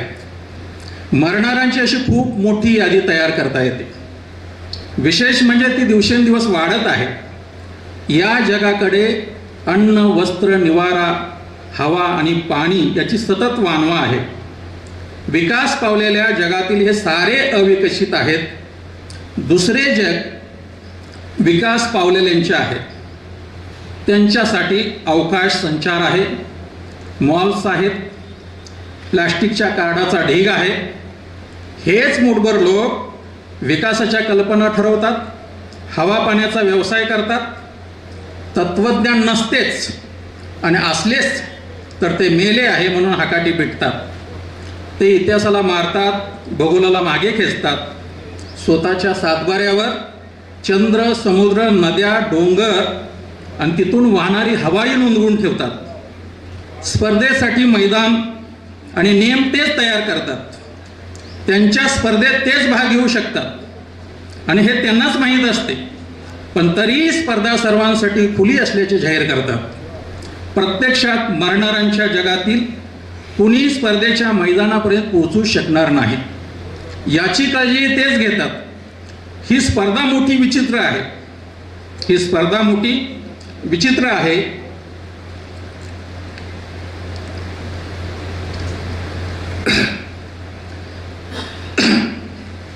ती रेशन कार्ड विरुद्ध क्रेडिट कार्ड आणि डेबिट कार्डची आहे. ती ऑनलाईन विरुद्ध नो लाईनची आहे.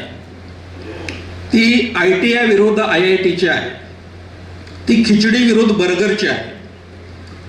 ती सुपर BPL विरुद्ध सुपर UPLची आहे. ती WWF मधील पैलवानाच्या विरुद्ध कुपोषित आदिवासी बालकाची आहे. अशा स्पर्धेतील निकाल अगोदरच ठरलेले आहेत. ज्याला व्यवस्था नेहमी हरवते अशालाच पुन्हा पुन्हा हरवण्याचा हा खेळ आहे. हा खेळ कुठेही मांडता येतो, कसाही मांडता येतो आणि कोणत्याही ऋतूत घेता येतो. अशा संभ्रमित आणि संवेदना बधीर करणाऱ्या सांस्कृतिक पर्यावरणात आपण जगत आहोत. याचं भान मराठवाड्यातल्या किती लेखकांना आहे याविषयी माझ्या मनात प्रश्न आहे. मुळात आजचा काळ किंबहुना फार तर समकाळ म्हणा किंवा 21वे शतक म्हणा, हा काळ प्रचंड गुंतागुंतीचा, आकलनास न कळणारा, मथिगुंग करून टाकणारा, अनाकलनीय, भीतीदायक आणि मूल्याच्या घसरणीचा काळ आहे. हा काळ एका क्षणाला लोकल असतो आणि दुसऱ्या क्षणाला ग्लोबल होतो. जगाचे प्रश्न जागतिक पातळीवरचे न राहता दुसऱ्या क्षणाला ते मराठवाड्याचे होऊन जातात. रशियाने युक्रेनवर हल्ला केला किंवा अमुक तमुक पॉपस्टारने अमुक तमक्या नटीशी असभ्य वर्तन केले किंवा अमुक तमक्या नटाने चौथे लग्न केले किंवा अमक्या तमक्या नेत्याने अमक्या तमक्या बाईवर कमेंट केली, यासारख्या असंख्य गोष्टी दुसऱ्या क्षणाला जागतिक पातळीवरनं लोकल पातळीवर येतात, मराठवाड्यातही येतात. वैयक्तिक पातळीवरून घराघरातली सुखशांती घेऊन जातात आणि त्यासाठी एकमेकाचे मुडदे पाडायलाही एकाच रक्ताची माणसे मागे पुढे पाहत नाहीत. थोडक्यात माणूस कोणत्या थराला जाईल हे आजच्या काळात सांगता येत नाही. आज हा काळ आहे. मग या प्रश्नाकडे पाहायचं कसं? जगाचे प्रश्न म्हणून पाहायचं, देशाचे प्रश्न म्हणून पाहायचं, राज्याचे प्रश्न म्हणून पाहायचं, प्रदेशाचे प्रश्न म्हणून पाहायचं का मराठवाड्याचे प्रश्न म्हणून पाहायचं? अशा काळात लेखन करणे इतर कोणत्याही काळापेक्षा अवघड, कठीण आणि जोखमीचे आणि सर्वात महत्त्वाचे म्हणजे भीतीदायक झाले आहे. वाचा आहे पण बोलता येत नाही. लेखक आहे पण लिहिता येत नाही. मुळात भान गमवून खंगत चाललेल्या लोकांमध्ये राहून त्यांच्या जगण्या मरणाच्या प्रश्नाला वाचा देणं आणि त्यांच्या मनोभूमीत मूल्याची पेरणी करणं, त्यासाठी साहित्यिकाच्या कोळाची भूमिका निभवणं हे एक प्रकारचं अग्निदिव्य आहे. असे अग्निदिव्य करताना आज तरी मराठवाड्यात फारसे साहित्यिक दिसत नाहीत. त्यामुळे नवे भान आणि नव्या वाटा शोधणं आज तरी मर्गजळ ठरेल की काय असेच मला तरी वाटते. भूमिका घेऊन लेखन करणारे लेखक मराठवाड्यात फारसे राहिलेले नाहीत. ज्यांना भान असेल असेच लेखक भूमिका घेऊ शकतात. जे भूमिका घेऊ शकतात ते नव्या वाटा निर्माण करू शकतात. जे नव्या वाटा निर्माण करू शकतात तेच काळाच्या बहाळावर आपली नामुद्रा करू शकतात. मात्र असे लेखक एकतर काळाच्या पडद्याआड गेलेले आहेत किंवा ज्यांनी लेखणी थांबवलेली आहे किंवा काही सन्माननीय 4-2 अपवाद आज लिहितेही आहेत. उदाहरणार्थ, मराठी समीक्षाला ज्यांनी सैद्धांतिक आणि उपयोजित अंगानं भरीव असं योगदान दिलं त्यात सुधीर रसाळ सरांचे नाव अग्रभागी घ्यावे लागते. त्यांच्या कविता आणि प्रतिमा या ग्रंथाने मानदंड निर्माण केला आहे. कवितेच्या अभ्यासकासाठी हा ग्रंथ मौलिक स्वरूपाचा ठरला आहे. कुठल्याही विद्यापीठातील कवितेवरचा प्रबंध या ग्रंथाचा संदर्भ घेतल्याशिवाय पूर्ण होत नाही. इतकी गुणवत्ता त्यांनी प्रबंध, कविता आणि प्रतिमा या ग्रंथाच्या निमित्तानं निर्माण केली आहे. त्यांनी समीक्षेच्या क्षेत्रात केलेली कामगिरी अभिमान बाळगावा अशीच आहे. त्यांनी समीक्षेची वाट निर्माण केली, परंतु त्या वाटेवरून चालण्याचे धाडस त्यानंतर कुठल्या समीक्षकानं केल्याचं मराठवाड्यात तरी दिसत नाही. दुसरे एक उदाहरण सांगण्यासारखं आहे ते म्हणजे लोकसाहित्य, लोकगीतं, लोकपरंपरा हा उल्लेख मुंजा भाऊंनी केला.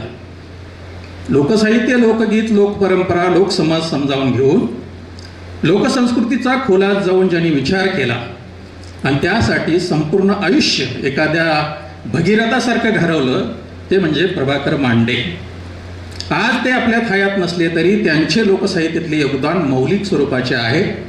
त्या दृष्टीनं लोकरंगभूमी, लोकरंगधारा, लोकसाहित्याचे स्वरूप, लोकगायकाची परंपरा, लोकसंस्कृतीचे मूलतत्व या त्यांच्या ग्रंथावर नजर टाकली तरी त्यांचे डोंगरा एवढे कार्य आपल्या नजरेसमोर उभे राहते. त्यांनी लोकशाहीच्या क्षेत्रात केलेले कार्य स्वतंत्र वाट निर्माण करणारे आहे.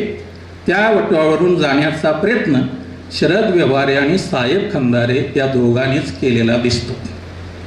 उपेक्षित दलित समाजाच्या व्यथावेदनांना आवाज देण्याचे मोठे कार्य अनेक दलित लेखकांनी केले. किंबहुना दलित साहित्यिकांनी गीते करण्याचे मोठे कार्य अस्मितादर्शी या नियतकालिकांनी केले. त्यात गंगाधर पानतावणे यांचे कार्य अजोड स्वरूपाचे आहे. त्यांनी दलित साहित्याला वैचारिक अधिष्ठान प्राप्त करून दिले. मराठीतील लेखक, संशोधक, समीक्षक व आंबेडकरवादी विचारवंत म्हणून त्यांनी मोठा लौकिक कमवला. आज ते आपल्या हयात नसले तरी त्यांनी जी वाट निर्माण केली त्या वाटेची बरोबरी करील असा दलित लेखक आज तरी दृष्टिक्षेपात येत नाही. भान असलेला लेखक काय करू शकतो त्याचे उत्तम उदाहरण म्हणून आजही त्यांच्या लेखनाकडे पाहावे लागते. साहित्य निर्मिती, चर्चा आणि चिकित्सा, साहित्य प्रकृती आणि प्रवृत्ती, दलित वैचारिक वाङ्मय, धम्मचर्चा, वादळाचे वंशज, विद्रोहाचे पाणी पेटले आहे या ग्रंथावर नजर टाकली तरी आपणाला त्यांनी केलेल्या कार्याचा अंदाज येतो. त्यांनी केलेल्या वाङ्मय सेवेसाठी भारत सरकारनं त्यांना पद्मश्री पुरस्काराने सन्मानित केले. दलित साहित्याच्या प्रवाहाला बळकटी देण्याचे पानतावणे यांचे योगदान महत्त्वाचे राहिले आहे. महाराष्ट्रातील ख्यातनाम विचारवंत, वक्ते, नाटककार, समीक्षक आणि समाजसुधारक म्हणून महात्मा फुले व डॉक्टर बाबासाहेब आंबेडकर यांच्या विचार कार्याचे व्यासंगी अभ्यासक, परिवर्तनवादी चळवळीचे भाष्यकार म्हणून ज्यांनी नाव कमवले, ज्यांच्या वाटा पळवाटा या नाटकाने इतिहास घडवला, निळी वाटचाल, दलित साहित्य दिशा आणि दिशांतर, समकालीन साहित्य आणि साहित्यिक या ग्रंथांनी त्यांना विचारवंत अशी ओळख तयार करून दिली. त्यांचे कार्य नवी वाट निर्माण करणारे ठरले ते म्हणजे दत्ता भगत. मात्र दुर्दैव हे आहे की अविनाश डोळस आणि ऋषिकेश कांबळे यांचा अपवाद वगळता या वाटेवरूनही फारसं कोणी जाताना दिसत नाही. ग्रामीण कवितेच्या क्षेत्रातील मराठवाड्यातील एक मोठं नाव म्हणजे नादो महानोर. पारंपरिक भाषा रूपाच्या अनेक मर्यादा ओलांडून महानोरांनी आपल्या अभिव्यक्तीसाठी परंपरेतील आविष्काराचे अनेकविध प्रयोग साक्षात केले. स्वतःचा असा स्वतंत्र ग्राम पातळीवरचा दृष्टिकोन असणारा, निसर्गाशी एक आंतरिक नाते सांगणारा, रोमॅन्टिझमचे संस्कार होऊनही संस्कृती दत्त संवेदनशीलता निर्माण करणारा, ग्रामसंस्कृतीची अभिव्यक्ती करणारा, भाषिक रूपाची जाण असणारा महानोरासारखा दुसरा कवी मराठवाड्यात नाही. मात्र याच वाटेनं जाण्याचा श्रीकांत देशमुख, केशव देशमुख यांनी केलेला प्रयत्नही कौतुकास्पद आहे. आजच्या काळाचा भेसूर चेहरा जेव्हा असह्य होतो, आजच्या काळाचा जो भेसूर चेहरा आहे तो असह्य होतो, तेव्हा माझं जग कुंडी एवढं आहे असं म्हणणाऱ्या अनुराधा पाटील व्यवस्थेचा उभा आडवा छेद घेणारी बुलडोजरसारखी कविता लिहितात. आपल्या मूळ संयत प्रकृतीपेक्षा वेगळ्या संवेदनेची ठाशीव स्वरूपाची बेधडक कविता लिहितात. अन्यायी प्रवृत्तीचा पडदाफाश करतात. असा एखादा दुसरा अपवाद सोडला तर मराठवाड्याची कविता शेती, माती आणि नाती या भोवतीच फिरताना दिसते. तरीही कवितेच्या क्षेत्रात योगदान देणाऱ्या काही कवयित्री म्हणून वृषाली किनाळकर, प्रिया धारुरकर, योगिनी सातारकर, सुचिता खल्लाळ, आशा डांगे अशासारख्या काही कवयित्रींचा उल्लेख करता येऊ शकेल. आजचं आजूबाजूचं संभ्रमित करणारं पर्यावरण भयावह आहे. या पर्यावरणाचा फार मोठा परिणाम जनजीवनावर होत आहे. सभोवताल किती व्यामिश्र, गुंतागुंतीचाने आकलनास न कळणार आहे. त्याचे काही पडसाद मात्र पी विठ्ठल यांच्या कवितेत दिसतात. त्या दृष्टीनं त्यांचा मी सार्वकालिक सर्वत्र हा कविता संग्रह महत्त्वपूर्ण आहे. नवे भान आणि नवी वाट निर्माण करण्याची क्षमता मराठवाड्यातील काही कवींकडे आहे. त्यात श्रीधर नांदेडकर, दासू वैद्य, श्रीकांत देशमुख, चंद्रशेखर मलकमपट्टे यांचा समावेश करावा लागेल. काही आशादायक कवी म्हणून रवी कोरडे आणि संतोष देशमुख यांच्याकडेही पाहावे लागेल. मराठवाड्यातील विचारवंतांनी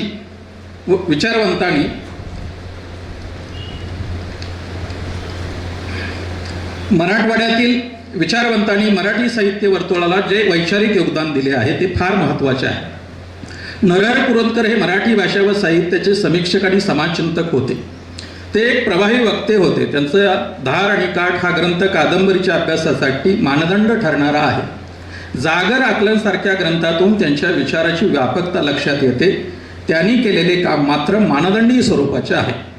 ना गो नांदापूरकर, अक्रू वाघमारे, अनंत भालेराव, नरेंद्र चप्पळगावकर, नागनाथ कोत्तापल्ले, सूर्यनारायण रणसुबे, जनार्दन वाघमारे, गंगाधर पानतावणे, शेषराव मोरे, जयदेव डोळे, उमेश बगाडे, दिलीप चव्हाण ते सुहास वैद्यापर्यंत ही रेषा ओढता येते। भान असणारे विचारवंत काय करू शकतात याचे उत्तम उदाहरण म्हणून वैचारिक वाङ्मयाकडे आपल्याला पाहावे लागते।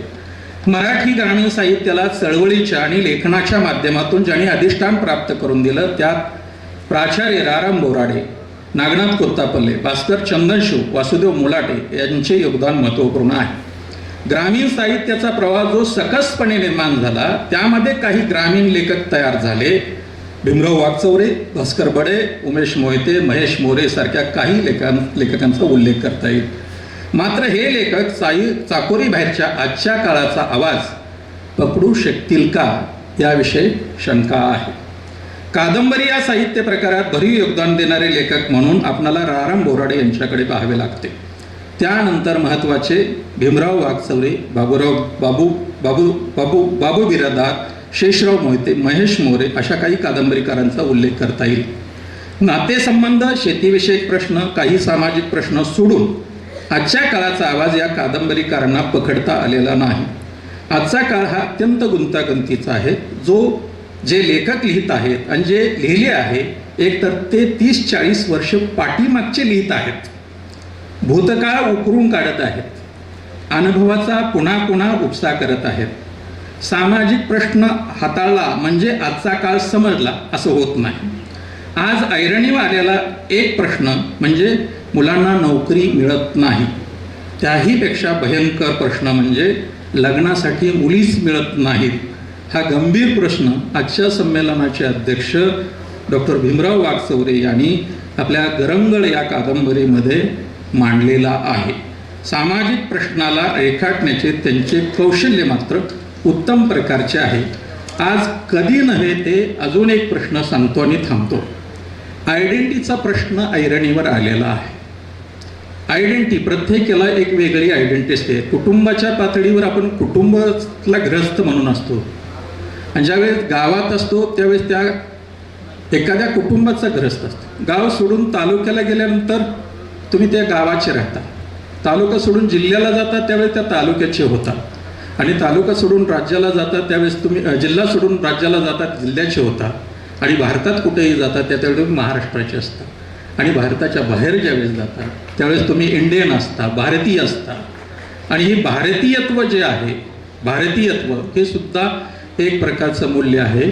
याचबरोबर आपल्यासमोर आता मगाशी शिक्षणाचा प्रश्न निघाला म्हणून अत्यंत महत्त्वाचा प्रश्न आहे। आपल्याशी सगळ्या शिक्षकाशी एक महत्त्वाचं आहे की शिक्षकांना विचार करायला, चिंतन करायला वेळच राहणार नाही अशा पद्धतीची शिक्षण व्यवस्था आपल्यासमोर आलेली आहे।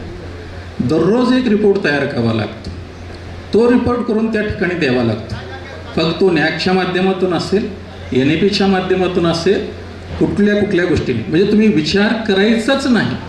तुम्ही आल्यानंतर दिवसभर त्या चाकामध्ये फक्त फिरत राहायचं आणि मग आजच्या काळाचा जो पराभव झालेला आहे, आपल्या पिढीचं दुर्दैव हे आहे की आपल्या पिढीमध्ये रसाळांसारखा, पंतावणींसारखा किंवा पठाणांसारखा अभ्यासक तयार होऊ शकत नाही। याचं कारण आम्हाला त्या एक चक्रामध्ये टाकून घेतलेलं आहे। आणि प्रायमरी शिक्षकांना तर कोंबड्या मोजा, माणसं मोजा, गावातलं भात करून द्या, त्यामध्ये मोहरी इतकी टाका, त्यामध्ये तेल इतकं टाका, त्यामध्ये कढीपत्ता इतका टाका, त्याचा रिपोर्ट तयार करा, परत तो रिपोर्ट इकडं पाठवा आणि काय शिकवलं तो रिपोर्ट करा, ऑनलाईनला पाठवा।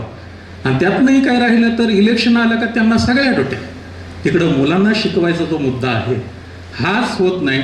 आणि मुलांनाही आता असं वाटायला लागले शिकून तरी काय उपयोग आहे, नोकरीच नाही तर शिकायचं कशासाठी, मुलंच तिकडं फिरकं नाही। याविषयी सरकारने परत विचार करण्याची गरज आहे आणि यासाठी लेखकांनी लिहितं राहायला पाहिजे. लेखक मोठे कधी होतील जर त्यांना पुरेसा अवधी मिळाला तर. या संमेलनाच्या निमित्तानं मी एवढंच म्हणेन की जे अभ्यास करू इच्छितात त्यांना पुरेसा अवधी द्यावा, अशी व्यवस्था तयार व्हावी अशी अपेक्षा व्यक्त करतो आणि थांबतो. धन्यवाद. थँक्यू. गेल्या 2 तासापासून आपण या विषयावरती या ठिकाणी चर्चा करत आहोत. सर्व चर्चकांनी अतिशय सुंदर आपली मते या ठिकाणी मांडलेली आहेत. यानंतर आजच्या या परिसंवादाचे अध्यक्ष आदरणीय वसंत बिरादार सर यांना मी विनंती करतो की त्यांनी आपले विचार या ठिकाणी मांडायचे, अध्यक्ष विचार द्यायचे आहेत. त्यांची साहित्य, नवे भान, नव्या वाटा या विषयावर आत्ताच सर्वांग परिपूर्ण अशा पद्धतीची चर्चा झाली आणि जो धांडोळा घ्यायला पाहिजे होता, खऱ्या अर्थानं धांडोळा महेश खरातांनी आत्ताच घेतला आहे. सुरेंद्र पाटलांनी अत्यंत सूक्ष्म असा धांडोळा घेतला आहे. वैजनाथ अनमोलवाडांनी बोलीभाषेच्या अंगानं आढावा घेतला आहे. रमेश रावळकर यांनी कथा, कादंबरी आणि संवेदनशीलता या अनुषंगानं आढावा घेतला आहे. मुंजाभाऊ धोंडगे यांनी चळवळीच्या अनुषंगानं नितांत असा अभ्यासपूर्ण असं आढावा घेतलेला आहे. एकूणच आज मराठवाड्यातल्या लेखकांनी जे साहित्य लिहिलेलं आहे किंवा जे लेखक साहित्य लिहित आहेत त्या साहित्यिकांना मांडणीचं भान आहे, त्या साहित्यिकांना आशयाचं भान आहे, त्या साहित्यिकांना समूहमनाचं भान आहे, त्यांना बोलीभाषेचं भान आहे, नव्हे तर त्यांना काळाचं सुद्धा भान आहे, संवेदनशीलतेचं भान आहे, चळवळीचं भान आहे, भटक्यांचं भान आहे आणि विविध भूमिकेचं सुद्धा भान आहे. आणि या सर्व भानांमधून विविध प्रश्न हाताळत लेखकांनी ज्या वाटा चोखळलेल्या आहेत, जी वाट पकडलेली आहे ती म्हणजे साहित्याची वाट आहे. याचा अत्यंत चांगला सूर, एक अत्यंत चांगलं अभ्यासपूर्ण विश्लेषण या परिसंवादाच्या माध्यमातून झालेलं आहे. मला वाटतं या परिसंवादाचा हा खरं फलित आहे. या परिसंवादामध्ये वेळेची मर्यादा जरी असली तरी जे काही नेटकेपणानं मांडणी करायला जे अपेक्षित होतं ती सगळी मांडणी इथे झालेली आहे. जरी अशी मांडणी झाली असली तरी या वक्त्यांनी जे काही मांडणी केलेली आहे त्या मांडणीमधून राहिलेले जे काही मुद्दे आहेत त्या मुद्द्याच्या अनुषंगाने मी फक्त 10 मिनिटे बोलणार आहे.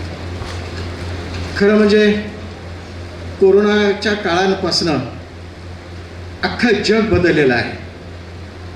मग त्याला मराठवाडा काही अपवाद राहणार नाही.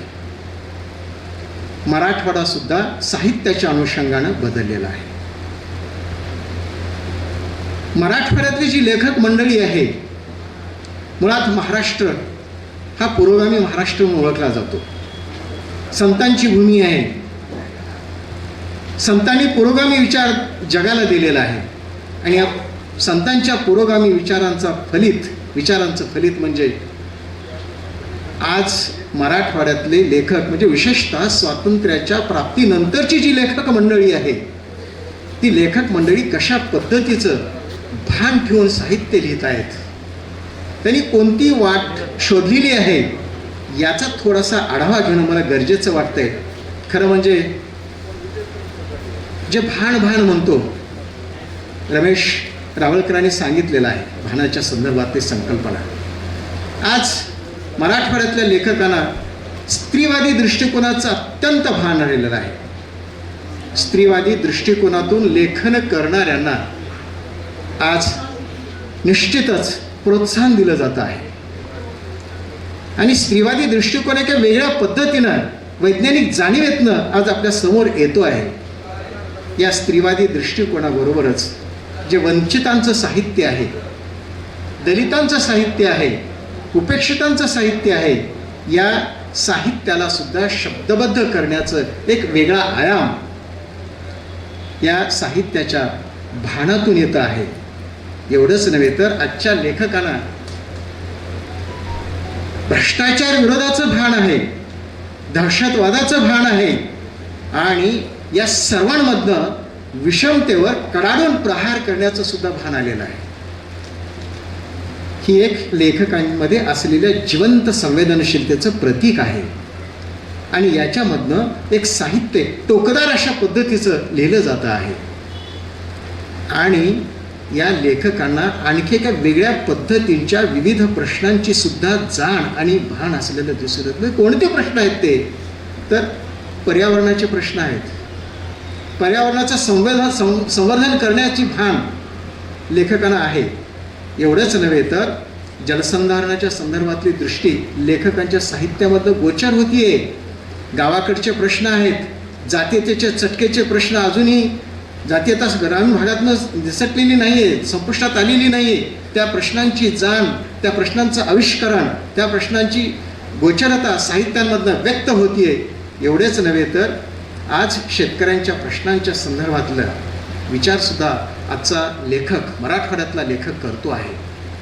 आत्ताच महेश खरातांनी बोलले की जे स्थलांतरित झालेले तालुका, जिल्हा, देश आणि परदेशामध्ये जे डायस्पोरा जो आहे, स्थलांतरांचे जे प्रश्न आहेत, ते प्रश्नांच्या संदर्भात सुद्धा अमेरिकेमध्ये जाऊन भारतीय किंवा विशेषतः मराठवाड्यातले जे लेखक आहेत ते लेखक आज साहित्य लिहितात आहेत. आणि महाराष्ट्रातली जातीयता, तिथला जातीचा प्रश्न, मग तिथली परिस्थिती, इथली परिस्थिती, इथली विषमता, तिथली समानता या संदर्भातल्या या अनुषंगानं मांडणी या साहित्याच्या माध्यमातून होतीये.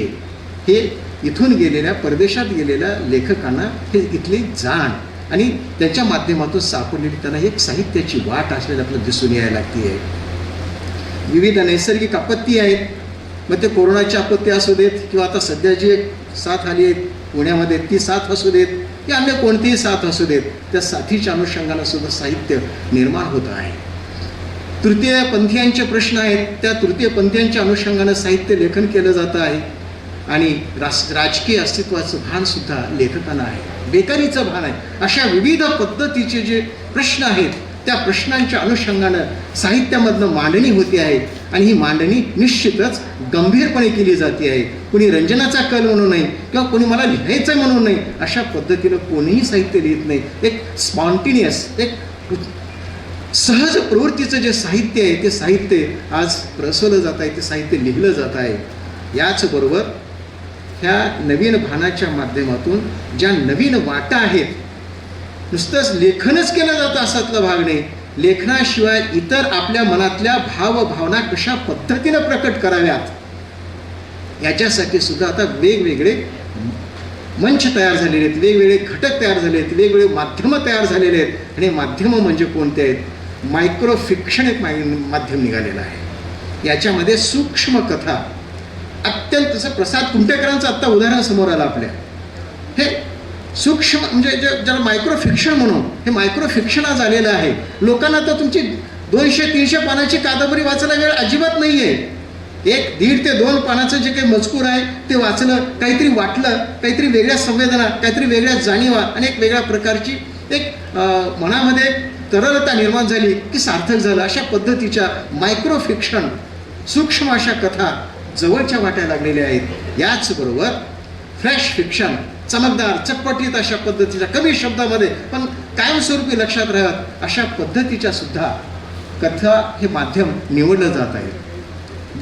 10 पानाच्या 15 पानाच्या कथा वाचायला तर लोकांना वेळ नाही, म्हणून चटकदार कथा, कमी शब्दामधल्या कथा आलेल्या आहेत. ते 100 ते 1000 शब्दापर्यंत ह्या फ्लॅश फिक्शनच्या कथा आता लिहिल्या जात आहेत. हे एक नवीन वाट लेखकांनी शोधलेली आहे आणि डिजिटलच्या माध्यमातून विविध पद्धतीचे ब्लॉग आहेत, इंस्टाग्राम आहे, फेसबुक आहे, गुगल आहे, व्हॉट्सअप आहे, रील्स आहेत, चॅनल्स आहेत, ऑडिओ आहेत, व्हिडिओ आहेत, यूट्यूब आहेत.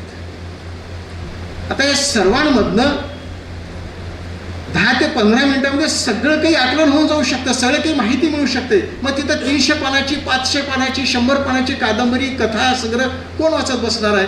म्हणून हे नवीन वाट आता अलीकडच्या काळामध्ये म्हणजे साधारणतः कोरोनाच्या काळापासून सुरुवात झालेली आहे, त्याच्या अगोदरपासूनच प्रारंभ झालेला आहे, पण कोरोनाच्या काळामध्ये याला जिवंतपणा आलेला आहे. म्हणून हे अशा पद्धतीचे विविध सोशल मीडिया अलीकडे आलेले आहेत आणि या सोशल मीडियाच्या माध्यमातून एक नवीन वाट साहित्यिकांना, लेखकांना, लिहिणाऱ्या व्यक्तींना उपलब्ध झालेली आहे. आणि याहीपेक्षा एक नवीन वाट, एक नवीन पायंडा आपल्यामध्ये दिसतो आहे, डिजिटल प्लॅटफॉर्म. यावर लेखकांना आपलं साहित्य प्रकाशित करण्याची संधी मिळते आहे. खरं म्हणजे किती लेखकांना प्रकाशक मिळतात आणि किती लेखकांचं शोषण होतं याचा एक संशोधनाचा विषय आहे. प्रकाशक मिळणं तिकडेच गेलं, त्याला शोधत जाणं आणि प्रकाशित होईपर्यंत तोपर्यंत त्यांची प्रतिभा लोप जात पावती की काशी परिस्थितीमध्ये काही वर्ष आलेली होती. त्यामुळे अनेक लेखक प्रसिद्धीपासून, साहित्यकृतीच्या प्रकाशनापासून वंचित राहिले. म्हणून आता लोक कोणतीही प्रकाशकांच्या मागे लागायचं फंडा राहिलेला नाही. त्यांना आता प्लॅटफॉर्म, वेगवेगळ्या पद्धती, डिजिटलचे प्लॅटफॉर्म मिळालेले आहेत. एखादी कथा लिहिली, सोशल मीडियावर टाकून दिली, त्याला वाचक लाईक करतात, वाचतात, न वाचतात, तो भागवळा वाचला तर ठीक आहे, नाही वाचलं तर काहीतरी सिम्बॉल केला, तो लेखक खुश. हे असे डिजिटल माध्यम जे आले, सोशल माध्यम जे आलेले आहेत, ह्या सोशल माध्यमातनं एक नवीन वाट साहित्य लेखनाची आता प्राप्त झालेली दिसून यायला लागते आहे. खरं म्हणजे स्वातंत्र्य प्राप्तीच्या नंतर मराठवाड्यामध्ये ज्या लेखकांनी काही आपल्या साहित्याच्या माध्यमातून ज्या नवीन वाटा शोधलेल्या आहेत, त्या नवीन वाटा शोधणाऱ्या लेखकांची नावं मला नमूद करणं इथं गरजेचं वाटतं. फक्त 5 ते 7 मिनिटामध्ये माझं आटोपता येईल. मला माहिती आहे दुसऱ्या सत्राचे मान्यवर इथं आलेले आहेत. त्यांचा सूट न घेता 5 मिनिटं मागून घेतो, आमचा वेळ संपलेला आहे. आता स्वातंत्र्य प्राप्तीच्या कालखंडानंतर ज्यांनी नवीन वाट शोधली, नवीन भान आपल्या साहित्यामधनं आविष्कृत केलं, त्यामध्ये काही लेखकांची नावं घेणं मला गरजेचं वाटतं. त्यामध्ये प्र. सोनकांबळे आहेत, प्रभाकर मांडे आहेत, शरद व्यवहारे आहेत, वासुदेव मुलाटे आहेत, दत्ता भगत आहेत, प्राचार्य कैलासवासी राम बोराडे आहेत, नाधोम मानोर आहेत, कृष्णचंद्र ज्ञाते आहेत, नागनाथ कोत्तापल्ले, तुषाम कुलकर्णी, राजा मुकुंद, लक्ष्मीकांत तांबोळी, भगवंत क्षीरसागर, भमा परसवाळे, सुहासिनी इर्लेकर, भास्कर चंदनशिव, योगीराज वाघमारे, वासुदेव मुलाटे, भीमराव वागचौरे, फमम शिंदे, फम शहाजिंदे, अनुराधा पाटील, रेखा बैजल, ललिता गादगे, ज्या इथं उपस्थितीमध्ये आहेत, आमच्या मातोश्री आहेत त्या, ललिता गदगे, बाबू बिरादार, प्रकाश देशपांडे केचकर, श्रीकांत देशमुख, जगदीश कदम, इंद्रजित भालेराव, आसाराम लोमटे, दासू वैद्य, शशराव मोहिते, सुरेंद्र पाटील, गणेश आवटे, भुजंग मेश्राम, देवदास फुलारी, दत्ता डांगे, नागनाथ पाटील, मोहिब कादरी, रमेश रावळकर, वृषाली किनाळकर, कैलास इंगळे, मिलिंद कसबे, बालाजी मदन इंगळे, केशव खटिंग, पी विठ्ठल, मारुती कसाब, रंजना गायकवाड, प्रिया धारूरकर, रावजी राठोड, संध्या रंगारी, शंकर वाडेवाले, संजीवनी तडेगावकर, महेश मोरे, सुचिता खल्लाळ, रंजना कंधारकर, विलास सिंदगीकर, राजेंद्र गहाळ, भारत काळे आणि इतर बरीचशी नावं आपल्याला घेता येतील. पण वेळेअभावी मी काही एक वाणगी दाखल, कथा, कादंबरी, नाटक या क्षेत्रातल्या ज्यांनी नवीन भान आपल्या साहित्यामधनं आणलेलं आहे, नवीन भानानं एका विशिष्ट ध्येयानं साहित्य लिहिलेलं आहे, नवीन वाट चोकाळलेली आहे, नवीन मार्ग शोधलेला आहे, अशा लेखकांची इथं मी नावं नमूद केलेली आहे. आता ही नवीन वाट आणि नवीन वाट शोधलेले आणि नवीन भान असलेल्या लेखकांच्या या साहित्यांची भविष्यातली वाटचाल कशी असेल, हा प्रश्न जेव्हा मी मला स्वतःला विचारतो तेव्हा मलाच उत्तरं काही मिळतात. ती उत्तरं म्हणजे अशी आहेत की ही जी नवीन भान असलेली जी लेखक मंडळी आहे, ही लेखक मंडळी निश्चितच मराठीला जागतिक विचारसरणीच्या स्तरावर घेऊन जाण्याचा प्रयत्न करणारी दिसून येतात. मराठी ही जागतिक, आता सकाळीच ठाले पाटलांनी आपल्या भाषणात म्हटलेलं आहे अभिजातच्या संदर्भात, पण हे जग जागतिक स्तरावरचा जो प्रश्न आहे मराठीच्या संदर्भातला, ही मराठी जागतिक स्तरावर घेऊन जाण्याच्या दिशेनं या लेखकांची वाटचाल असणार आहे आणि यांचं लेखन डोळसपणे राहणार आहे. हे लेखन काही असं एका वेगळ्या एका भूमिकेशी राहणार नाही, एका जाणीवेतून आणि एका नेणीवेतून हे लिहिणारे लेखक मंडळी आहेत. म्हणून ज्वलंत विषयावर हे लेखक लेखन करणारे आहेत आणि मराठी भाषा आणि संस्कृतीचं रक्षण करण्याच्या भूमिकेतून ह्या मराठवाड्यातल्या लेखकांच्या साहित्याचा दृष्टिकोन असेल आणि हा दृष्टिकोन मराठी भाषेच्या संवर्धनासाठी आणि संस्कृतीच्या रक्षणासाठी अत्यंत मोलाचा ठरणारा आहे. आणि याचबरोबर साहित्य प्रकाशनाचा जो राजमार्ग प्लॅटफॉर्म आपल्याला ऑनलाईन मिळालेला आहे, हा ऑनलाईन मार्गच जागतिकीकरणासाठी ही जी लेखकांची यांच्यासह इतर जी नवीन लेखक मंडळी आहे, ही लिहिणारी जी लेखक मंडळी त्यांची भाषाशैली कशी असेल. आता वागचौरे सरांची शैली ती वेगळी, बोराडे सरांची शैली वेगळी, कोत्तापल्ले सरांची शैली वेगळी. हा शंकास्पद प्रश्न आहे. त्यांची शैली हिंदी शब्दामध्ये घुसडतो आणि अशी बहुभाषा मिश्रित अशा पद्धतीची शैली विशिष्ट भान ठेवून, विशिष्ट जाण ठेवून चोखळलेली ही शैली असेल. म्हणून हा एक त्यांचा मार्ग असेल, ही एक त्यांची वाट असेल असं वाटायला लागतं. आणि याहीपेक्षा आता खरं म्हणजे आपण किती लिहितो, पेन कागद किती उपयोगात आणतो, हा एक मोठा प्रश्न आहे. आता मोबाईलमध्ये सगळंच व्हॉइस रेकॉर्डिंग हा प्रकार निघालेला आहे. व्हॉइस रेकॉर्डिंगमध्ये सगळंच अगदी तुम्हाला रस्व दीर्घ शुद्ध अशुद्ध सगळं त्या मोबाईलमध्ये येतं. त्याच्यामध्ये टिक मार्क मारले की वरी जाऊन ते वाक्य पक्क होतं. आता लिहिण्याचा प्रश्नच राहिलेला नाही. पेन घेऊन जर लिहायला बसतो तर आपल्याला थरथर कापायला लागतात. आपण त्याच्यामध्ये वेळ घालत नाही, रेकॉर्डिंग करतो किंवा टाईप करतो मोबाईलमध्ये. ह्या व्हॉइस रेकॉर्डिंगचा आता युग आलेला आहे आणि पटकन वेळेत हे लेखन पूर्ण होण्याचा काळ आहे. आणि सगळी लेखक मंडळी आता या व्हॉइस रेकॉर्डिंगचा मार्ग अवलंबतील अशी एक आशा आहे. निश्चितच ते अवलंबणार आहेत. याचबरोबर आता जगदीश कदमांनी सकाळी आपल्या व्याख्यानात म्हटलं, कृत्रिम बुद्धिमत्ता. या कृत्रिम बुद्धिमत्तेचा वापर सुद्धा लेखक आपल्या लेखन करताना करणारे दिसून येते. जिथे कुठे त्यांची एक प्रतिभाशक्ती थांबते तिथं तो निश्चितच तो लेखक AIला प्रश्न विचारेल. माझी कादंबरी इथं, माझी कथा, माझं नाटक, माझी कविता इथं अशी थांबलेली आहे, मी याच्या पुढे काय करू. आणि असं म्हटल्यानंतर निश्चितच कृत्रिम बुद्धिमत्ता लगेच सुझाव देईल, तो आता हे कर. आणि लेखकाला एक डायरेक्शन मिळेल. आणि लेखक तशा पद्धतीनं, कादंबरीकार तशा पद्धतीनं, कथाकार तशा पद्धतीनं आपलं साहित्य लिहिल. AI सगळ्या गोष्टीत निष्णात झालेला आहे. भले त्यानं भाकर देणार नाही, पण आपल्याला निश्चितच आपल्या प्रतिभेला फुलवण्याचं काम AI निश्चितच करणार आहे. म्हणून येत्या काळामध्ये लेखक कृत्रिम बुद्धिमत्तेचा वापर करून आपल्या लेखनाला एक प्रकारची झळाळी प्राप्त करून देण्याचं काम करतील असं वाटायला लागतं. आणि विशेष म्हणजे आता कुणाला वाचण्यासाठी वेळ राहिलेला नाही. पुस्तक, कादंबरी, कथासंग्रह, नाटक काही वाचायला घ्या, आपल्याला झोप येते. काय झालं, काळाचा परिणाम आहे, काय वातावरणाचा परिणाम आहे माहिती नाही. पूर्वी 5-5, 6-6 तास लोकांची अभ्यासाची बैठक असायची, पण आता तशी बैठक कोणाची नाही. जरी बसलं तरी झोपेचं आक्रमण तिच्यावर होतं आणि आपण लगेच वाचन पुस्तक बाजूला ठेवून देतो. म्हणून आता खरं म्हणजे कल आता वेगळा आलेला आहे. तो म्हणजे एक वेगळ्या पद्धतीचा कल आहे आणि तो म्हणजे आता रील्स, वेगवेगळ्या पद्धतीचे छोटे छोटे 10-10 मिनिटाचे चॅनल्स. त्याच्यावर आपलं ते काय म्हणणं आहे त्या रील्सच्या माध्यमातून म्हणून टाकायचं. लोक रील्स ऐकायचे. छोटे छोटे जे 10-10 मिनिटाचे जे चॅनल आहेत ते चॅनल्सवर आपलं सगळं काय म्हणणं आहे, त्याचा असा अभिनय दृकश्राव्य पद्धतीनं सगळं आपल्याला पाहायला मिळत आहे.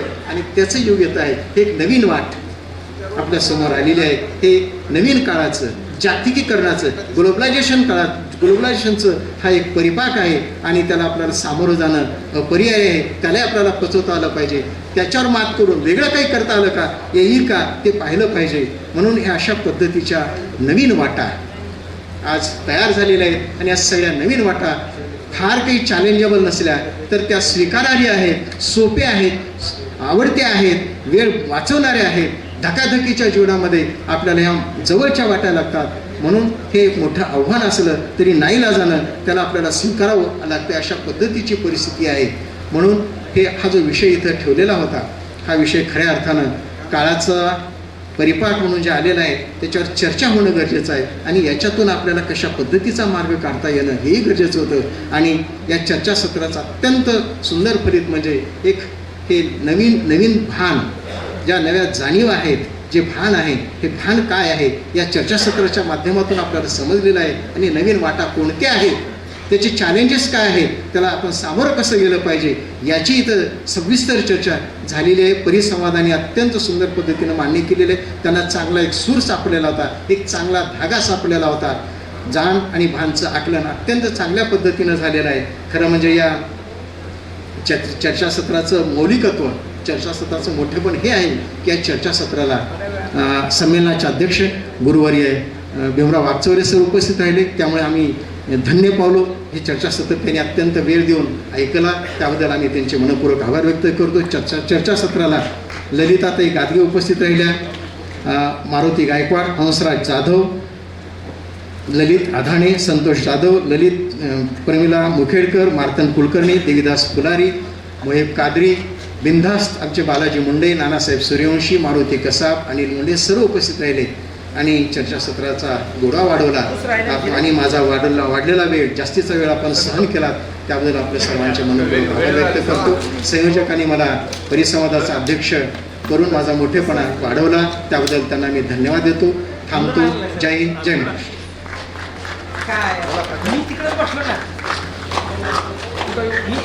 धन्यवाद सर. या परिसंवादाच्या अध्यक्ष पदावरून तुम्ही आम्हाला मार्गदर्शन केलं.